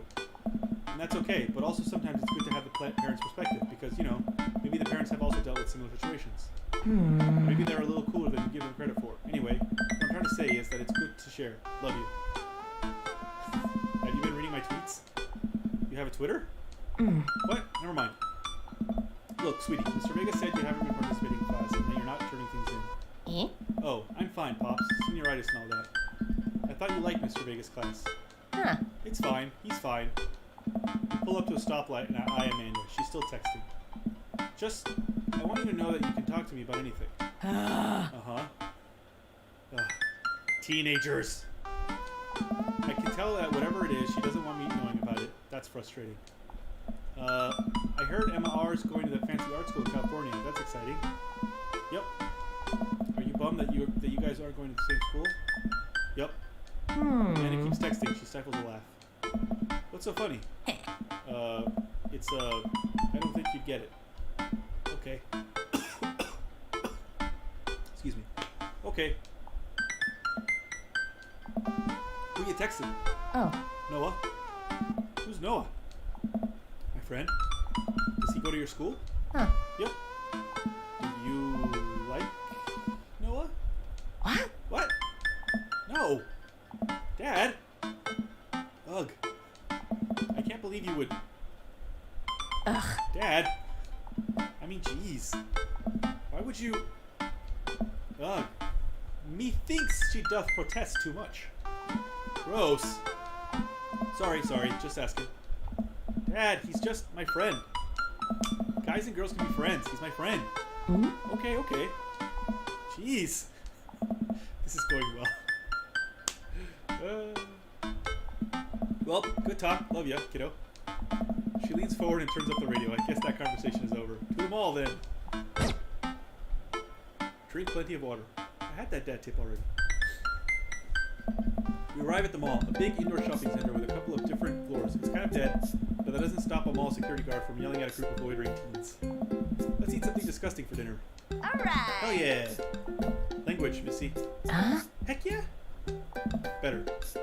Really, hell yeah? I'd allow my kid to say hell yeah. We approach the food... I mean, you've heard me curse, right? We approach the food court and evaluate our options. There's greasy restaurant after greasy restaurant. My heart burns just looking at the menus. Nobody looks happy to be here. What are you in the mood for? Bread dipped in sugar? Bread with cheese on it? Or do you just want me to inject some fat directly into your bloodstream? I extend my hand to her. Would you do me the honor of sharing some nachos? She takes my hand with a grin. It would make me the happiest, cheesiest girl alive. We order a giant pile of chips and a naturally orange cheese from a very unenthusiastic, possibly stoned teenager. We take a seat at a rickety table and dig in. We love nachos. These are bad. These are very bad. But also strangely delicious. We have to eat through the pain. We enjoy the fluorescent cheesy goodness together until we're all out of nachos. So, something's been bothering me for a while. Can you explain memes to me? Come on, I'm not that old. I know memes. Sigh. Which meme? All memes. Amanda sighs deeply and places her head in her hands. Dad, it's complicated. See, memes are inside jokes shared by a bunch of people that get less funny the more people do it. So the problem is that by the time a meme gets to you, Dad, all of us youths have already done the joke to death. And what's worse than that is that movies and TV and video games will try to jump in on a meme train. But just based on how long it takes to make them, the meme will be long dead by the time it comes out. So it just dates it and isn't funny. That is 100% true. Oh shit, what up? Dad, please. Anyway, changing the subject. Where to now? Wanna go to that goth store? What? You know, the one that's all black and tries to establish itself as anti-establishment, despite being an exact representation of the establishment? Are you talking about Hot Topic? I don't know what store you're talking about. You know, the one where you can buy chain wallets and it's basically an assault on what people fought so hard against in the punk and hardcore movements of the 70s and 80s. They're 100% talking about Hot Topic. Dude, you gotta be more specific. The one you threw up in that one time? Oh, that one. It's Hot Topic! Amanda runs into the store with me trailing behind her. She makes a beeline for the back. Yes! There it is. You can still see the outline, kinda. Ew. I'm so proud? Speech! Amanda. Alright! Speech! Alright, I'll do it if you stop chanting. Amanda stops immediately. I clear my throat. Thank you all for joining us here today to commemorate an historic moment that would forever shape history. On a day very much like today, some 5 years ago, our very own Amanda Ann Delgadillo, probably Amanda Anna, had too much blue raspberry slushy on an outing to the mall. After begging her father to take her to Dead Goth and Beyond to buy rainbow suspenders, she proceeded to throw up all over display of My Chemical Romance merchandise. Her loving father then had to pay for said merchandise, which to this day remains among our possessions. Thank you. Amanda is moved. She begins clapping. Slowly, slow at first, and faster and more vigorously. Several other patrons turn their heads. One of them also starts clapping about my head. Alright! Oh hey, chain wallets! While Amanda busies herself looking at band t-shirts, I try to find something of interest to myself. Not much for a dad to look at in a Dead Goth and Beyond. Peruse the band t-shirts, look at ironic mugs, check the clearance bin for hot deals. Peruse the band t-shirts, please. I really know any of these bands. Cannibal Bone Party doesn't seem like music I enjoy, but they must be really happy that a retail outlet is carrying their merchandise. I like that dress on the mannequin. That's a good dress. The coat next to it, not so much. I hope their parents are really proud of them. Look, this is very important to me. Oh my god, is that a vampire? Oh my god, is that Lucien's dad? I overhear a stifled argument over at the cash register. An older gentleman is carrying a garment and showing it to the bored cashier with pink hair. I can see that. Don't know what to tell you, dude. I just work here. Oh my. Listen, when I bought this online, the website said this blouse was Victorian inspired. However, when I received it, it clearly held the trademark of an Edwardian dressage. Oh my god, you're a friggin' vampire. Do you want a coupon? I can give you a coupon. Will you leave if I give you a coupon? Is there a manager present? People have to know that they're buying. People have to know what they're buying. I am the manager. I see. Well, it would seem that I have outstayed my welcome. Good day, shopkeep. Your superiors will receive a strongly worded letter by post. Oh my god, you're a fucking vampire. Whatever, dude. The man whirls around and storms out, his literal coattails trailing behind him. I can't tell if they are Victorian inspired or Edwardian in nature. It is Lucien's dad, okay. Amanda trots up to me with a t-shirt in her hand. Oh boy, here it comes. Hey, Datron 5000. Yes, I'll buy it for you. Wow, that was easy. Thanks. At least it's only one this time. Amanda plops the shirt onto the counter and grins at the cashier. I love your hair. The cashier says nothing and rings Amanda up, radiating hatred. I hand her a 20. So what was that guy's deal? The cashier rolls her eyes so hard I'm worried she'll pull something. That's Damien. He's in here all the time. He's obsessed with Victorian fashion or whatever. So Damien, and his son's name is Lucien. She hands Amanda her bag and it's clear the conversation's over. We make our way out of the store and head home to get some rest. Wait, are Damien and Joseph in opposition? Amanda and I sit on the couch trying to find something to watch over bowls of ice cream. Oh cool, Long Haul Paranormal Ice Road Ghost Truckers is on. Your favorite, right? Oh hell yes, they have to make it over the Canadian tundra before the ice road melts, but also they're hunting ghosts. Also the trucks are haunted. This is an episode I've already seen, but it's one of the best. Callum and Flint Dogbone, the twin brother truck driving and ghost hunting duo, find themselves in the greatest peril yet. Oh no, the ghosts done got control of the truck. I can't steer them. I can't do this. I can't do this accent, whatever this accent is. I can't steer on them their damn ice. I can't even get it out. I can't steer on them their damn ice roads. Let me use this EVP meter to try and communicate with the spirits. Flint, we're about to die. Ah, almost got it. If you listen carefully, it sounds like it's saying you're going to die. That's because we're about to die, you... This is art. The episode ends and Amanda excuses herself to go and start arguments on the internet. I stay up a little longer, curious about the exploits of Calvin Flint, Dogbone, after the disastrous ice road accident. Afterward, I crawl into bed and get a good night's sleep. Yay, good night's sleep! If you don't have anything nice to say, don't say anything at all. Yes, we got that one already. That quirky lab assistant from NCIS just reminds me of you. Really? I didn't do that lab assistant remind anybody of anybody. But I guess people like that do exist. Zzz. Morning, sleepyhead. 5 more minutes. You have never ever let me have 5 more minutes, so get up. Fine. Do you never change? Do I never change? We have cereal for breakfast and spend the morning putting together furniture. Amanda is much better at interpreting the tiny manuals. We're able to put together a few shelves and one desk, but I'm pretty sure it was supposed to be a bookcase. So, you excited for the cookout today? Excited to beef up my grilling skills. If there's food, I'm excited. If there's food, I'm excited.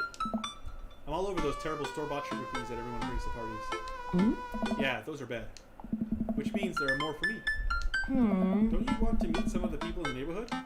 I'll probably end up standing uncomfortably in the corner with a plate of food and hope that nobody talks to me.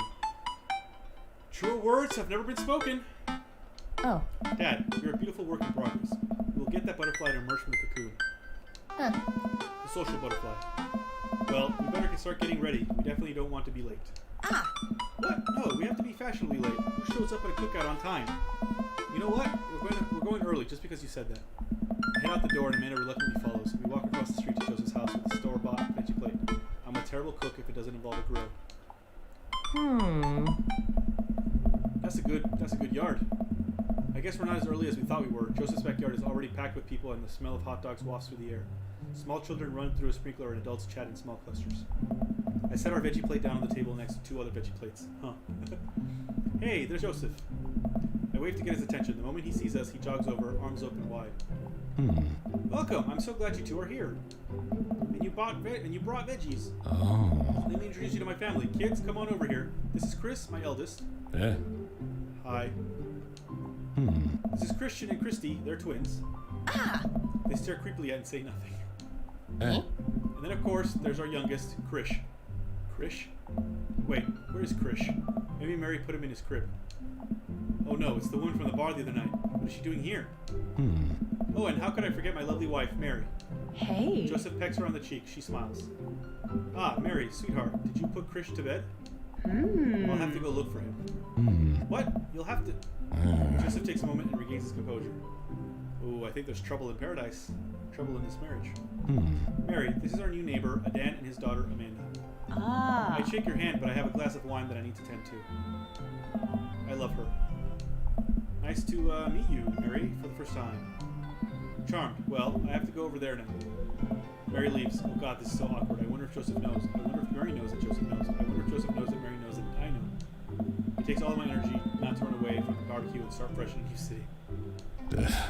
Haha, my wife has a wonderful sense of humor. But please, you 2 enjoy the barbecue. All the guys are really excited to meet you. Man and I mill around and try some of the food spread out on the table. I pick at some deviled eggs. No, god, gross. Amanda grabs a small paper plate and immediately begins piling it with baked goods. I don't want to have to make friends. Come on, Dad. Who are you going to party with when I go off to school? But I don't want to have to do pleasantries. Dad. Ugh, they're going to talk about weather. Go, do it. Make a friend. How can I possibly abandon my only child at a social function? That's bad parenting. Yeah. This plate of cookies is my new dad. Bye. Oh, harsh. Amanda shoves me into the center of the yard. Well, here goes nothing. I look around the party, and I'm surprised to see some familiar faces. Isn't that the barista from the coffee spoon? Yes, Awkward Matt. Hi, Awkward Matt. Didn't I meet the guy at the bar? Oh, it's Too Fast Rubber. Didn't that guy throw a frisbee at my head? I forgot your name. Shit. Shit. Forgot your name. I apologize. Isn't that the guy who was throwing a fit in Dead Gotham Beyond? You are Lucy. No, Lucy's the kid. What the hell is your name? I forgot your name too. Isn't that Amanda's teacher? Hey, it's Hugo. Hey, I know Craig. I do know Craig. Hi, Craig. Oh, he's got his baby with him again. But wait a second. All of these people live in our cul-de-sac? That can't be right. I better investigate. Talk to Matt, Hugo, and Craig. Talk to Joseph. Joseph was his name. Burger time. Talk to Robert and Brian. I'm gonna talk to Matt, Hugo, and Craig because those are my 3 favorites so far. Damien is the vampire, and Brian is the red-haired guy. Matt and Hugo seem to be embroiled in an intense discussion. Craig looks on, smiling politely. I walk over to say hello. Well, I don't think it's fair to try and compare 2 art movements like that. Periods in art only exist because they're a unique byproduct of the social and political climate of a time and place. And to try to take something like, say, the Rococo period and compare it to postmodernism in America, you're completely disregarding the context in which a work of art is created. Oh, Hugo. Matt and Hugo seem to be busy talking that they don't notice me. Craig leans in. Dude, I have no idea what's happening. Talk to Craig. Listen in on Matt and Hugo. I want to keep listening on Matt and Hugo. Craig, I love you, but yeah. That kind of comparison just eliminates the reason art movements are so important in the first place. You're not wrong, but I think there's no harm comparing one work of art to another. You could definitely say one painting is better than another if you're evaluating technical skill from a purely formalist standpoint. If I showed you a Matisse and then something by the Dutch masters, which one would you say shows more technical prowess? I'm so lost right now. I should have glance over to Craig, who returns it. Well, sure, you could say that the Dutch masters were technically more skilled, but I would argue that while the Dutch masters were better painters, Matisse had better paintings overall. Well, it depends on the Dutch master, Hugo. Let's not get carried away. Haha, I have no idea what you guys are talking about. Well, that's pretty subjective. Art is dead. I'm going to go with art is pretty subjective. because it is. Oh. How do you mean? Oh shit. Well, oh shit. I didn't think I was going to explain myself. That painting of the guy with the apple in front of his face is pretty nice. Matisse rocks. That's not Matisse! That's, I forgot his name, but it's not Matisse. Is it Matisse? Oh. Yeah, that's what I thought. That's a Magritte. Yeah, Magritte is the one with the, ne ceci pipe or something. This is not a pipe. That's a Magritte. Right. Art. Sorry. You're fine, dude. I don't We were know. just discussing the importance of context when talking about artwork. Listen, all I asked was if you like Van Gogh or Picasso better. Also, the correct answer is Van Gogh. Or Van Gogh. Hugo throws up his hands in frustration. But they represent two completely different art movements. How could I possibly choose between the thick, creamy impasto of post-impressionism and the abstractionist beauty of cubism? I mean, easily. Man, that's all way above my head. Me too. Hey. It's all good, man. The cool thing about art is that we all perceive it differently. A single piece could have a totally different effect on each person that looks at it, and that's awesome. You're right, Matt. That is awesome. Oh. Hey, just 1 minute about that. Hugo, please. Oh. Sorry. I get really fired up about art stuff. Dad, how are you liking the neighborhood? It's pretty nice. Everybody's been super friendly. Hey. Seems like your daughter's fitting in just fine. Matt points across the yard to where Amanda, Daisy, and another young girl are playing. They're all sitting cross-legged in the grass, picking weeds and weaving them into little flower crowns. It's pretty adorable. The girl I don't recognize jogs over to us. Hey. What is it, sweetheart? Ooh, your daughter is very cute, Matt. It's a flower crown. I thought you'd look cute in it. Hey. Well, there's only one way to find out. Matt takes a flower crown and places it on top of his head.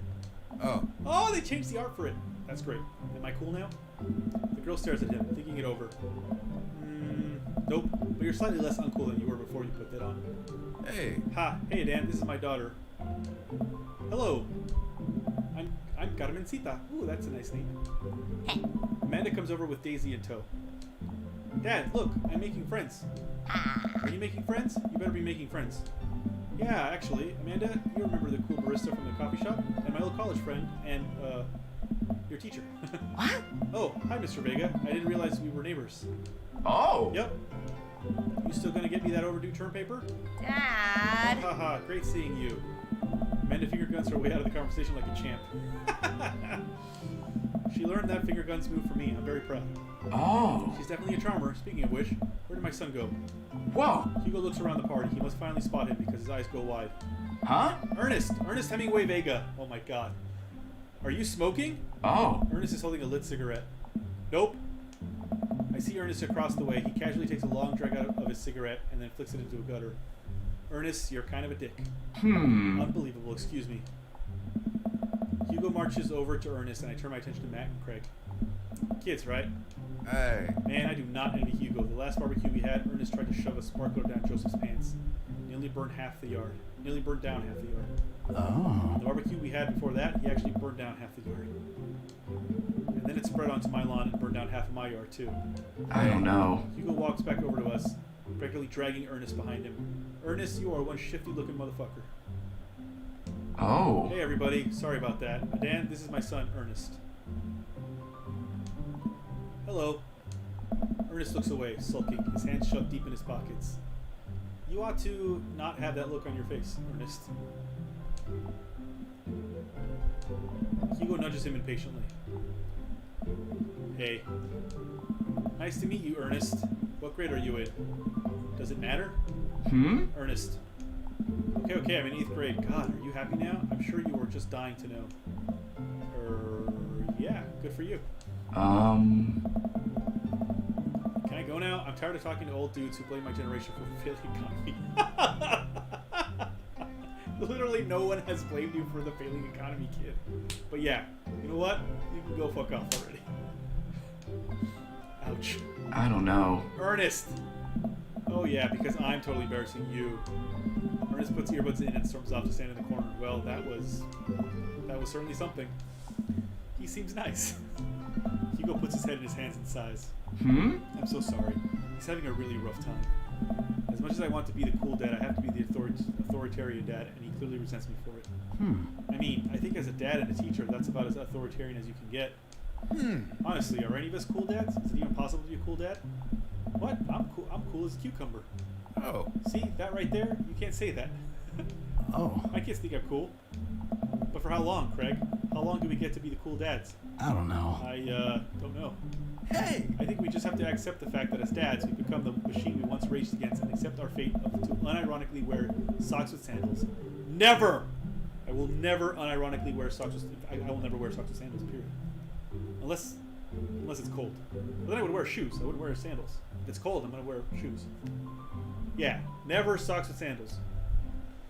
Your kids may think you're cool now, but the moment they hit puberty, you're doomed. Amanda's 18 and she still thinks I'm cool. I yell across the yard to my daughter.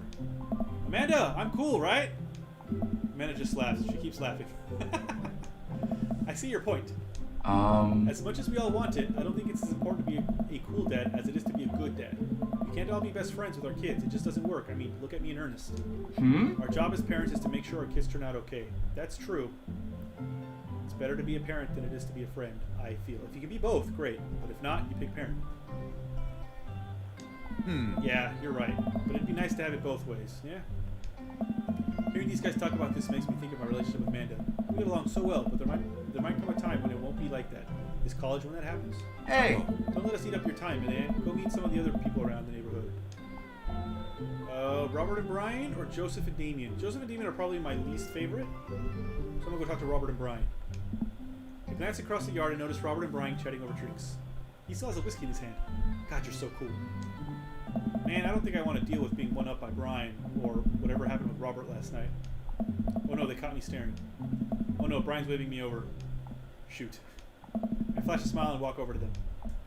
Hey, guys. Dan, how the heck are you? Settled into the neighborhood all right? Oh, you betcha. Got the living room in order at least. Oh. That's great to hear. I've been doing some living room work as well. Finally got the 50-inch in there. The game looks great in high def. Oh boy. Dan, have you met Robert yet? Yeah, we've met. Robert regards me over his whiskey. Good seeing you again. We were just talking about my most recent camping trip. Spent a night out in the woods with Daisy and Maxwell. She's definitely an outdoorsy one. Even caught her first fish. It's good to see you taking your daughter out like that. I bet she loved it. And it's great that she loves the outdoors. Mine loves being inside. Brian raises his eyebrows at me. Being inside, making art. She won a little competition for the art. Yep. Did I put it on too strongly? Robert stares at me blankly for a second. Anyway, I haven't gone camping in years, not since the last time. Same here. Well, things change once you have a kid. Wait, what happened the last time? Hey. Robert takes a long sip of whiskey. Well, old Johnny Boy and me were out in the backcountry. Johnny Boy's a strong kid. Met him in my army days. Comes from Kansas. They build him tougher out there. Anyway, things go south pretty quick. Johnny Boy breaks his ankle when the rope bridge snaps. Holy shit. Well. You can see the bone popping out through the skin. Johnny Boy's screaming now, crying for his mama. Losing blood. We're 2 days out from the next living soul, and here I am with my dear friend bleeding out in front of me. I'm able to dress the wound, but now I got a fireman carry a 6 foot, 180 pound man over some of the toughest terrain I've ever been in. I won't lie to you, there were moments during those 2 days when I thought about leaving old Johnny Boy. But you build a bond with your brothers in arms, and that bond never breaks. I got that boy back to civilization, but I lost some of me out there. Is this a joke? Is this an extended joke? I guess that's camping for you. Brian and I stare in disbelief. Robert takes another long sip of whiskey. I'm just kidding. Oh, thank God. My friend John and I went inner tubing down a river, and he lost a flip-flop. Missed that kid. Hey. Brian and I laugh nervously. Or am I kidding? God damn it. You're so cool and mysterious. Brian and I tense up again. I'm kidding. Yeah. Phew. Amanda and Daisy barrel up to us laughing. Daisy's holding a paper plate in front of her like a steering wheel. We gotta get off this haunted truck. Oh no, the ghost locked the doors. Yeah. Quick, hit the emergency escape button. But trucks don't have emergency escape buttons. Dad. Then hit the brake, I guess, and then we'll get out of the truck. The imaginary truck. Anyway, we're safe from the ghosts, but now how will we ever survive this Arctic tundra? Daisy, you might have to eat me. Are you prepared to do that? I'm prepared to do anything to survive. That's cold-blooded. I like that. Although I'm not sure I have the materials required to properly cook you. You know, that reminds me of the last time I went skiing. Robert. Hey. Wait a second. Are you guys playing? Long Haul Ice Road for Paranormal Ghost Truckers? Yeah. Man and I love that show. Hey. It's the best, especially that episode where Callum hides Flint's keys and Flint retaliates by breaking an ancient cursed urn and sending the spirit after him. Yeah, it's such quality reality television. This does sound, to be fair, this does sound like an amazing show. I don't watch a whole lot of television, but I do enjoy that show. That and war documentaries. All right, Daisy, I found us a couple of bugs. They're gonna make a great meal. Lots of protein. Gonna keep us from starving out here in this harsh, icy wasteland. But there's a whole table of food right over Daisy. It's a game. We're playing pretend. It's what kids do. Live a little. Amanda gives Daisy a handful of gummy worms from the snack table. They eat them with mock disgust. Let's go find kindling for a fire. Okay. But not an actual fire. Because we're playing pretend? Now you're getting it. Daisy and Amanda run off. What a cute couple of kids. Ah. Man, I've never seen her get along with anyone so quickly. I guess Amanda just sort of has a way with kids. Yeah. That's kind of amazing. Daisy doesn't really get along with kids her age. It's nice that he's not trying to one-up me this time. Maybe we can have a regular friendship after all. Really? She just kind of keeps to herself. Her teachers say she spends every recess in the library. I think the other kids are intimidated by her intelligence. There it is. I wouldn't worry about it too much. Amanda was shy at his age too. She used to have a habit of crawling under tables and crying every time we took her to a restaurant. She bit people too. Ho ho ho, kids, right? Gotta love them. You're required to by law. I hear that. Hey. Well, since they're getting along so well, maybe we should try to put together a little play date for them? They do seem to get along really well, but the thought of continually hearing about all of Brian's accomplishments is rough. Yeah, that'd be nice. Hey. Well, I don't want to take up too much of your time. Go meet some of the other fellas. Does Robert have a kid? Talk to Joseph and Damien. Alright, Joseph and Damien. I spot Joseph chatting with the guy from Dead Gotham Beyond by the grill. I wonder what they're talking about. I walk over to them. So I'm curious. Can you walk me through why you had your house painted black? Where do I even start? The house stays warmer in winter. It provides an artistic contrast to the rest of the neighborhood, and it complements the crimson interior perfectly. It's definitely an interesting choice. Thank you. I'm very proud of my abode. Dan, I was just having a conversation with Damien here about his aesthetic design decisions. Damien regards me up and down with a warm, critical eye. How do you do? I don't believe I've had the pleasure. I think I saw you in Dead Gotham Beyond the other day. Damien's face turns bright red. I must apologize for my behavior on that day. You see, I take the goth lifestyle very seriously. To be caught in a ruse by such a corporation as Dead Gotham Beyond was profoundly frustrating indeed. I hope you know that while my anger may have been justified, it was no such way for a gentleman to act. It's okay, man. Do tell me about yourself. Are you new to the area? Yes, my daughter and I just moved in the other day.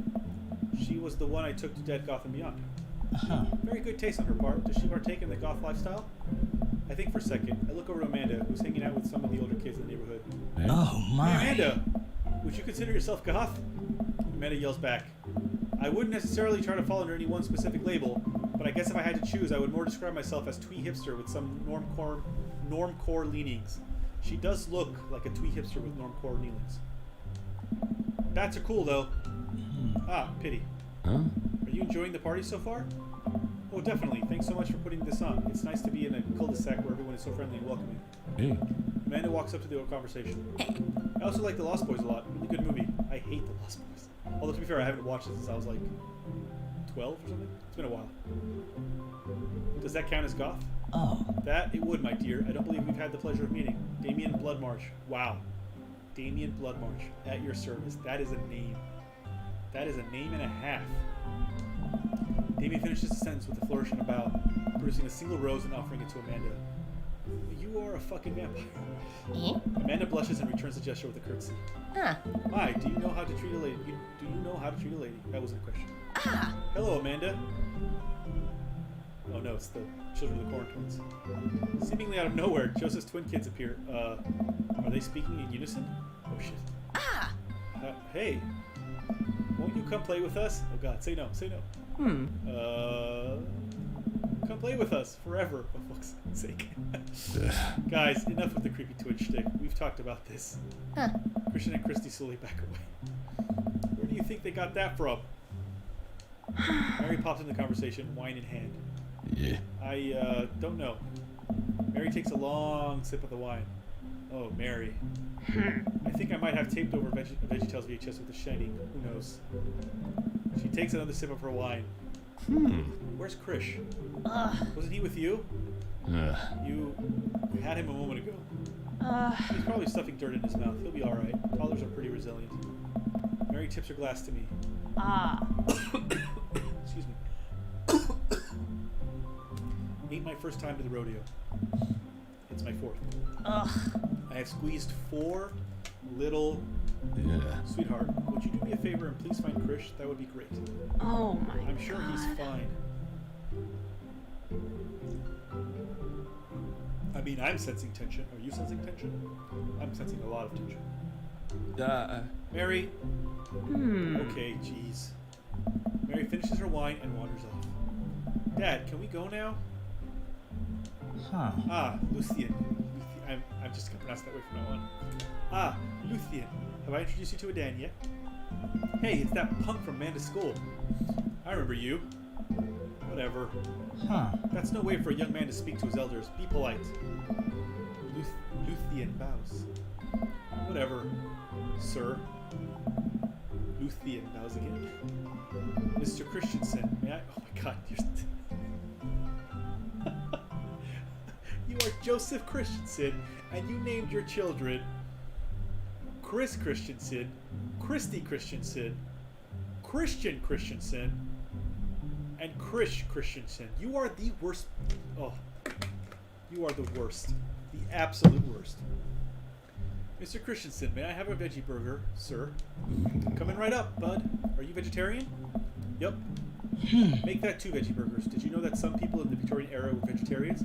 They described carnivorous type people as bloodlappers. Dad. That's really interesting, Damien. Joseph turns to the grill. Just a hint of a tattoo peeks out from underneath his sleeve. I can't believe I didn't notice it before. It looks like the bottom of an anchor. Whoa, is that a tattoo? Wow. Yep. I wasn't always a youth pastor, you know. That's so cool. Want to see mine? What? What? Lucien pulls back some rubber bracelets, revealing a lopsided 666 in black ink. My buddy gave me a stick and poke tattoo last week. I think it's healing up pretty good.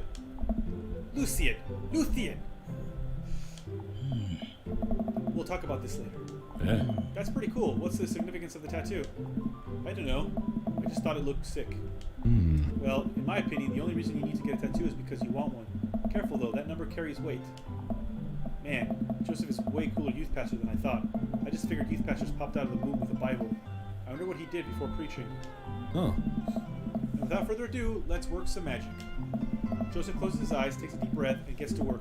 With the greatest of ease, he sets patties on the grill, flourishing as he flips his spatula in the air. It's easily some of the best grill work I've ever seen. You guys think this is my first time in front of a grill? He's working faster now, effortlessly, tossing cheese onto patties and perfectly grilling onions on the side. One after another, the dads take notice and crowd around Joseph to admire his masterful technique. Of course dads would. Every dad interested in grilling. Every man of a certain age is interested in grilling, I believe. Oh. You probably didn't know this, Adan, but Joseph's known around here for his grillmanship. He's ungrill-leavable. Okay, that's pretty good, Brian. Hey! I tried to get on his level, but I just can't catch up. That's pretty good, Greg. Oh. Let us keep studying. He has a rare quality about him. Oh my god! Are we having a dad joke-off? Because I am loving it. Mustard, we keep talking about this. Can't we just appreciate the artist? Oh. I've never seen him make a mistake. Oh, even Robertson on it, and he's the cool, mysterious one. Ah. Okay, we need to stop. This is getting too cheesy. Oh, Hugo! Please stop.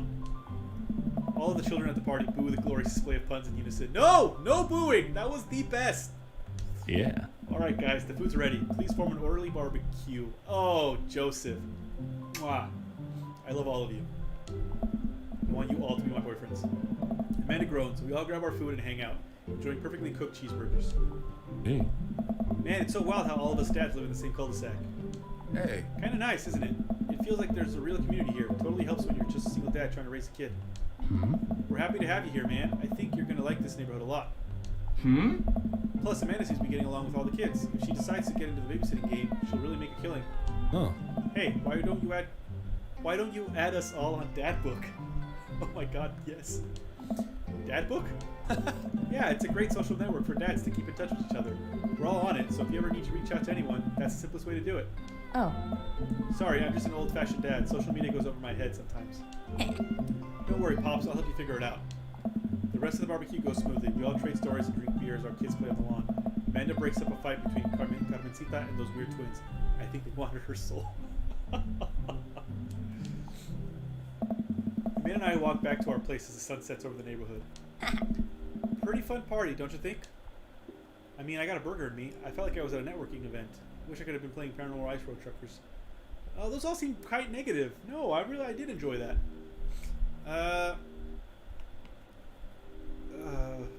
Yeah, we'll do the first one. Sweetie, if I can impart any sort of wisdom upon you right now, and not that this was a bad situation, but if you're ever in an uncomfortable situation, always look for the silver lining. The silver linings get you through to the other side. We ate rockin' burgers today, and it was good. Amen. Well, hey, at least you met some other cool dads. You should hit them up on Dad Book. Maybe I will if I ever figure out how social media works. I have a good feeling about this place. I think this Adan is slightly older than me. Maybe 10 years, maybe? How old am I? I'm 38. Well, maybe not that much older. Yeah, maybe 7 years older than me, I think. He's mid-40s. I think he'd be in his mid-40s. Like, I think this Adan is solidly Generation X. Me too, Dad.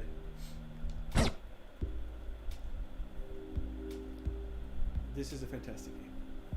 I love it. Man and I arrive at home with the remnants of our veggie plate. Seems like nobody was really into the cauliflower. Any big plans for this evening? Actually, yeah, I'm going out with some friends. Oh. Is that okay? Of course, just keep me posted and be home before midnight. You got it. And be careful. I will. Make good choices. Of course. And call me if you need anything. Dad, you're not going to do the thing where you wait silently for me to come home in the living room with all the lights off, are you? What? No, I've never done that, and I will never do that. Okay, do you have plans tonight? My plans were kind of to eat ice cream and watch TV with Amanda, but I'll find something to do. I'm gonna work on some stuff, see how long I can sleep for, throw a party. I'm gonna work on some stuff. You know, dad stuff. I'm just relaxing tonight. Have fun, okay? Great, see you later. I watch Amanda drive off into the night. I really do hope she has fun.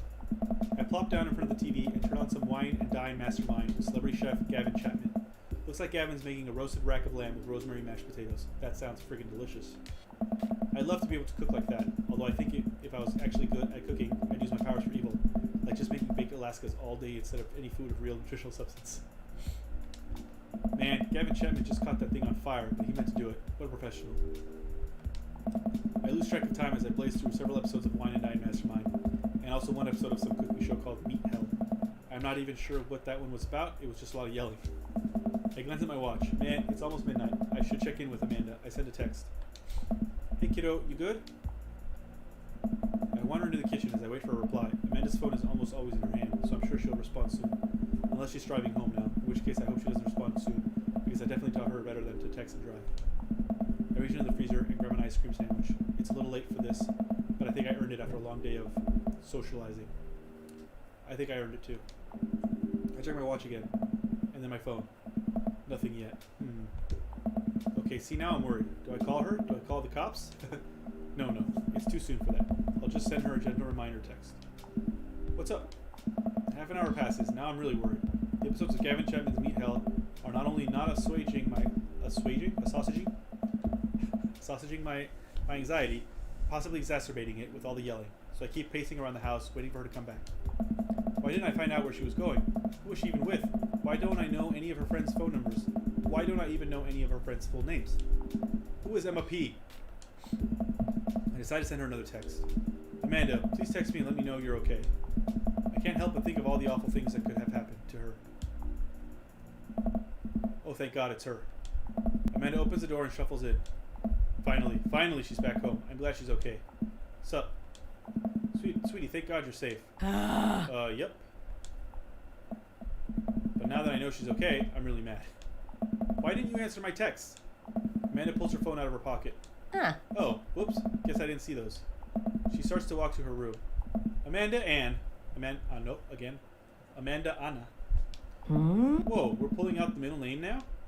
Amanda, you came home an hour and a half after your curfew and you didn't respond to any of my texts. You really freaked me out. I was about to call the cops. Dad, you're seriously overreacting. You're not going to be like this when I go off to school, are you? I don't like your attitude. You can't talk to me like that. Are you serious? Stop treating me like I'm a child. And stop acting like one. I told you to check in with me and you didn't. How am I supposed to trust you to make good choices when you move out if you can't even check in with me? I sit down on the couch and put my head in my hands. I feel very tired all of a sudden. You really scared me. Just, please don't do that again. Alright. I'm gonna go to bed now. What a jerk, Amanda. You need to apologize. Amanda closes the door to her room and I head to mine. Jeez. As I'm falling asleep, one thing she said keeps echoing in my mind. You're not gonna be like this when I go off to school, are you? I definitely didn't sleep well last night. I brew some strong coffee and make some scrambled eggs for Amanda as a peace offering. She eventually wanders into the kitchen. Hey, I thought about what you said last night. I should have texted you. I said I was going to do it, and I didn't. I honestly just didn't even think about it. I'm really sorry, Pops. I won't do it again. Alright, thank you, Amanda. Well, I'm sorry for freaking out on you. I trust you to make good choices. I also thought about it, and I'll try to give you your space from here on out. I gotta trust that you can take care of yourself. Team Delgadillo? Team Delgadillo. Amanda gives me a hug. Want some eggs? You know it. Sprinkle some cheese on them. Already did. Yeah. Bless you. Oh, I'm gonna make some eggs this weekend. Amanda scarfs down the eggs and the time it takes me to wash the pan. Alright, I'm off to school. Smell you later. Wait, one more thing before you go. What? What's Dad Book? It's a Dad. social media platform. Wait. What? What's a social media platform? Dad, I have to go to school. Come on, Amanda. I'm an old man. I can't put together a Dad Book profile on my own. Okay, I think we're going to end with the Dad Book profile. Alright, I'll help you sound interesting on the internet. Amanda spends the next couple minutes setting up my profile on Dad Book, which, as it turns out, is a place where dads can get together and talk about fatherhood. Alright, Dad. Pops, we gotta fill out your profile. Let's get some likes and dislikes. Alright, here we go. On a Friday night, are you most likely to polish and sort my coin collection, Netflix and grill, baby, fall asleep watching the History Channel, torment my children with dad puns, sink into blissful oblivion on a Friday night?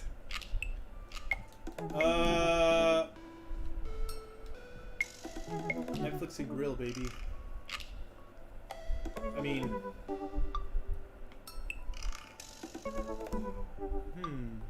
these are all really good. These are all really good options. I'll go with Netflix and grill only because it makes it sound a little bit more interesting. If you had one thing to take with you on a desert island, on a desert island, excuse me, what would it be? My trusty grill, the lost shaker of salt, Castaway on DVD for instructional purposes, a boat, obviously. I don't need anything. My survival skills have trained me for this day. A boat, obviously. What are your turn-ons? Strong dad arms, tennis shoes with long white socks, a well-manicured lawn, street smarts, top-tier grillmanship, comfortable with crying. I don't know what this whole thing is about. Tennis shoes with long white socks? I don't know what that means. Street smarts? I'm gonna go comfortable with crying. What did you want to be when you grew up? Technical writer for manuals and instructionals, salty boat captain, pro skater who is also an astronaut, a good father, the president of space. I'm gonna go with this one because that actually is a thing I wanted to be. Two things I wanted to be when I grew up, when I was a kid. What's your favorite movie genre? War documentary, Sean Connery's entire filmography, anything on Laserdisc. Romantic comedies, whatever will make me cry. Old comedies that haven't aged well. God, none of these. Where's science fiction? Where's I guess romantic comedies? Where's adventure? Where's action? Where's war movies? Crime movies?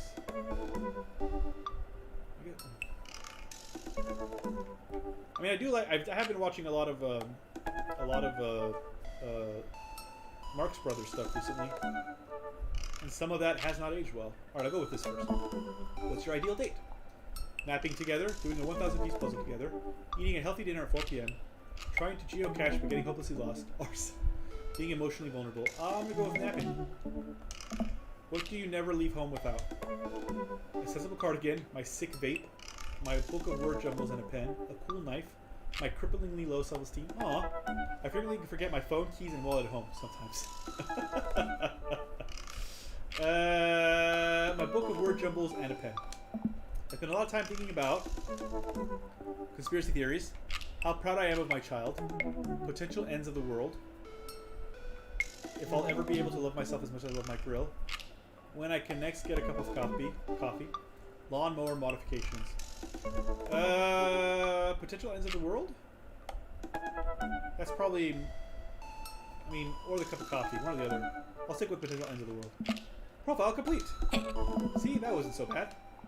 Yeah, that was actually kind of fun. I could totally spend all day on here just looking at people's profiles. You should message one of them, or more than one of them. All of these dads seem pretty interesting. Okay, I promise I'll make some friends. Amanda gives me a hug. Look at him, Dad. Shave. Welcome. You've got dads. I've got dads. Oh, I got a message? Hi, Dan. It's Dadmanda. Hi, it's me, your dear old friend from way back in the day, Dadmanda. I'm delighted to see you signed up for Dadbook. They've recently added this exciting new messenger service, so you may find yourself receiving messages from other dads like myself. Take care not to miss them.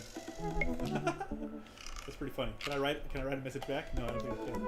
Amanda, is that you? What are you doing on Dadbook? Dadmanda, that's pretty funny. I like her profile picture. It's just her with a fake mustache. And a monocle, it looks like? Why, Dan, I never. We've known each other since business school. How could you possibly confuse me for your amazing and talented and easy to buy things for daughter? Though I am, of course, flattered. You should buy Amanda more things. Amanda, you know I didn't go to business school. I barely even managed to get my degree. Wait. No. Wow. I didn't say that. You never heard that. This is gold. I was a great student, I swear. I graduated at the top of my class because I worked hard and ate all my vegetables. Totally holding on to this for later. Wait, do you remember what I majored in? I declined to comment. Cool. That was pretty fun. Alright, so we will... Can I save? How do I save? Can I save the game? I would like to save the game. If it's possible. Who should I talk to? Cool and mysterious Robert? Well, it's gonna be between one of these three. I like Craig, I like Matt, I like Hugo the most so far. Hugo is super nerdy, but so is Matt. And Matt's also quite shy like me. I'll talk to Matt. Yeah, let's go with Matt. His last name is Sella? Motzella? That's a Malay term, and I'm not sure if it's a bad term? I'm honestly not certain. I'll have to ask Felicia later. Avid music enthusiast, passionate coffee drinker, you can find me most days selling bean juice over at the Coffee Spoon or hanging out at the park with my amazing daughter. Hit me up about 80s no-wave music. On Friday night, you're most likely to perfect my cold brew setup, one drip at a time, baby. There's one thing to take with you on desert island. Fine tunes to pass the days away. What are your turn-ons? Multi-instrumentalism. What did you want to be when you grew up? A barista, weirdly enough. What's your favorite movie genre? Shit with subtitles. That's a good... Yeah. What's your ideal date? We go to the animal shelter and seriously consider adopting a cat. What do you never leave home without? My headphones, both in-ear and over-ear, just in case. I spent a lot of time thinking about where did writing commas into song titles come from and where did it go? Did we all just agree that it's a bad idea? I'm gonna message Matt, even though your name may be problematic.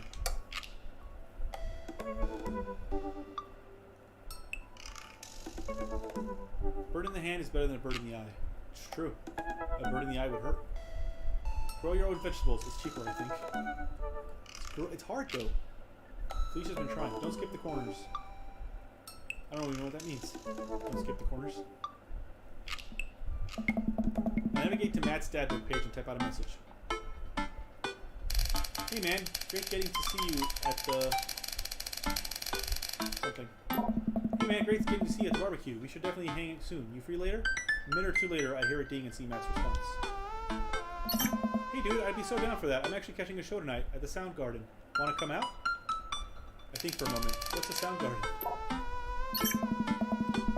It's a concert venue, but also a band that a lot of people listened to back when it was cool to have soul patches. That is correct. That is Soundgarden. R.I.P. Chris Cornell. Oh man, I haven't been to a real concert since Amanda was born. Am I ready for this?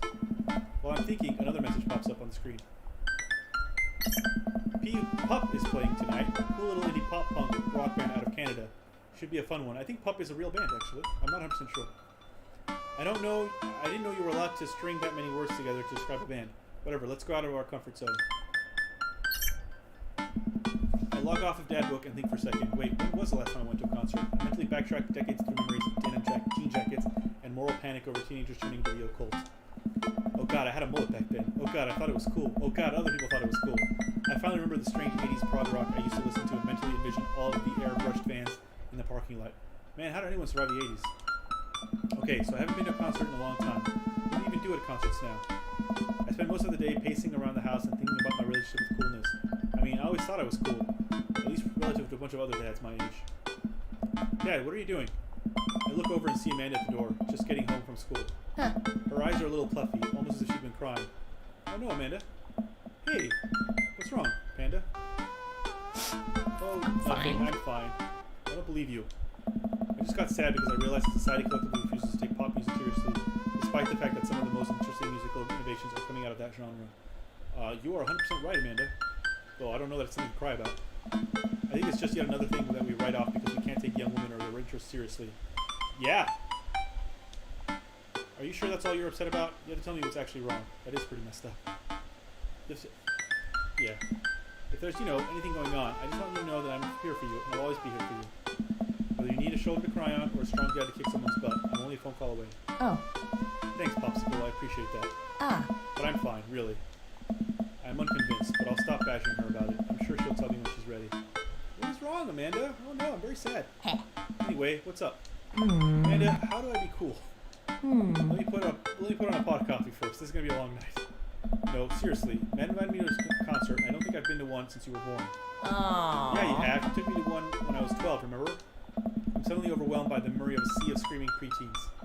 Oh god, I tried so hard to forget. Huh. The one where I had to camp out with you in the line so that you could get a good spot and then you cried and screamed the whole time? Dad, it was so much more than that, and I'm not even ashamed to say it. Oh, you're not ashamed? You seemed pretty ashamed when I found all those drawings you made of those dancing boys kissing in your Trapper Keeper. Yeah, well, you didn't even find the good stuff. Yeah. Anyway, you should be all set for the concert if you remember that. Just bring a big glittery sign and cry a lot and you'll fit right in. Well, it's at a smaller place, and I think Matt mentioned that they are a punk band? Huh? Like DIY gutter punk? Thrash? Straight edge? Come on, Dad, give me something to work with here. Are they post-punk? Proto-punk? C-punk? Jeremy punk? Oh my god, I don't know what any of this means. What's Jeremy punk? Yes. I made that one up to see if I could get away with it. Huh. They're not positive hardcore, are they?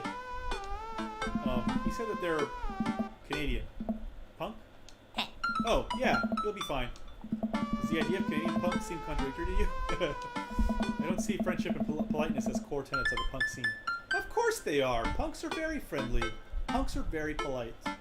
Well, punk is kind of a big genre that might not be as dangerous as you think it is. Yeah! It became so much more than just counterculture rebellion. Yeah! And even when it was counterculture rebellion, they could still be nice and polite. What I'm trying to say is, just enjoy the music. What I'm trying to say is that punk got a really bad rap. Oh, it's 11:05 already, I should probably say. That's it? I mean, yeah, it's not like you're gonna jump into the mosh pit or anything. Well, that's comforting. And if a strange dude in a Set Your Goals hoodie offers to buy you merch, don't accept it and definitely don't go on 3 awful days with him afterward, where he takes you to a nice restaurant and then forgets his wallet literally 3 times in a row. What? Never mind. Just have a blast tonight.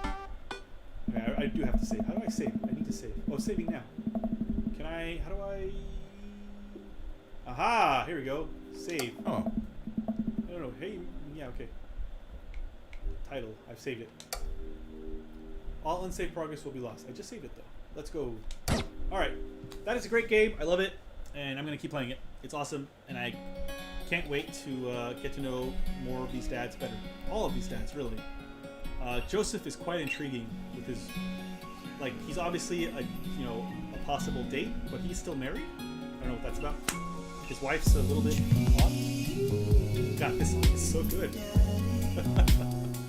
Alright, thank you for joining me today. I'll be back tomorrow with more Resident Evil 7, where I get to scare myself to a very different game from King Daddy. I started it yesterday, so if you didn't watch it, you can catch up on it.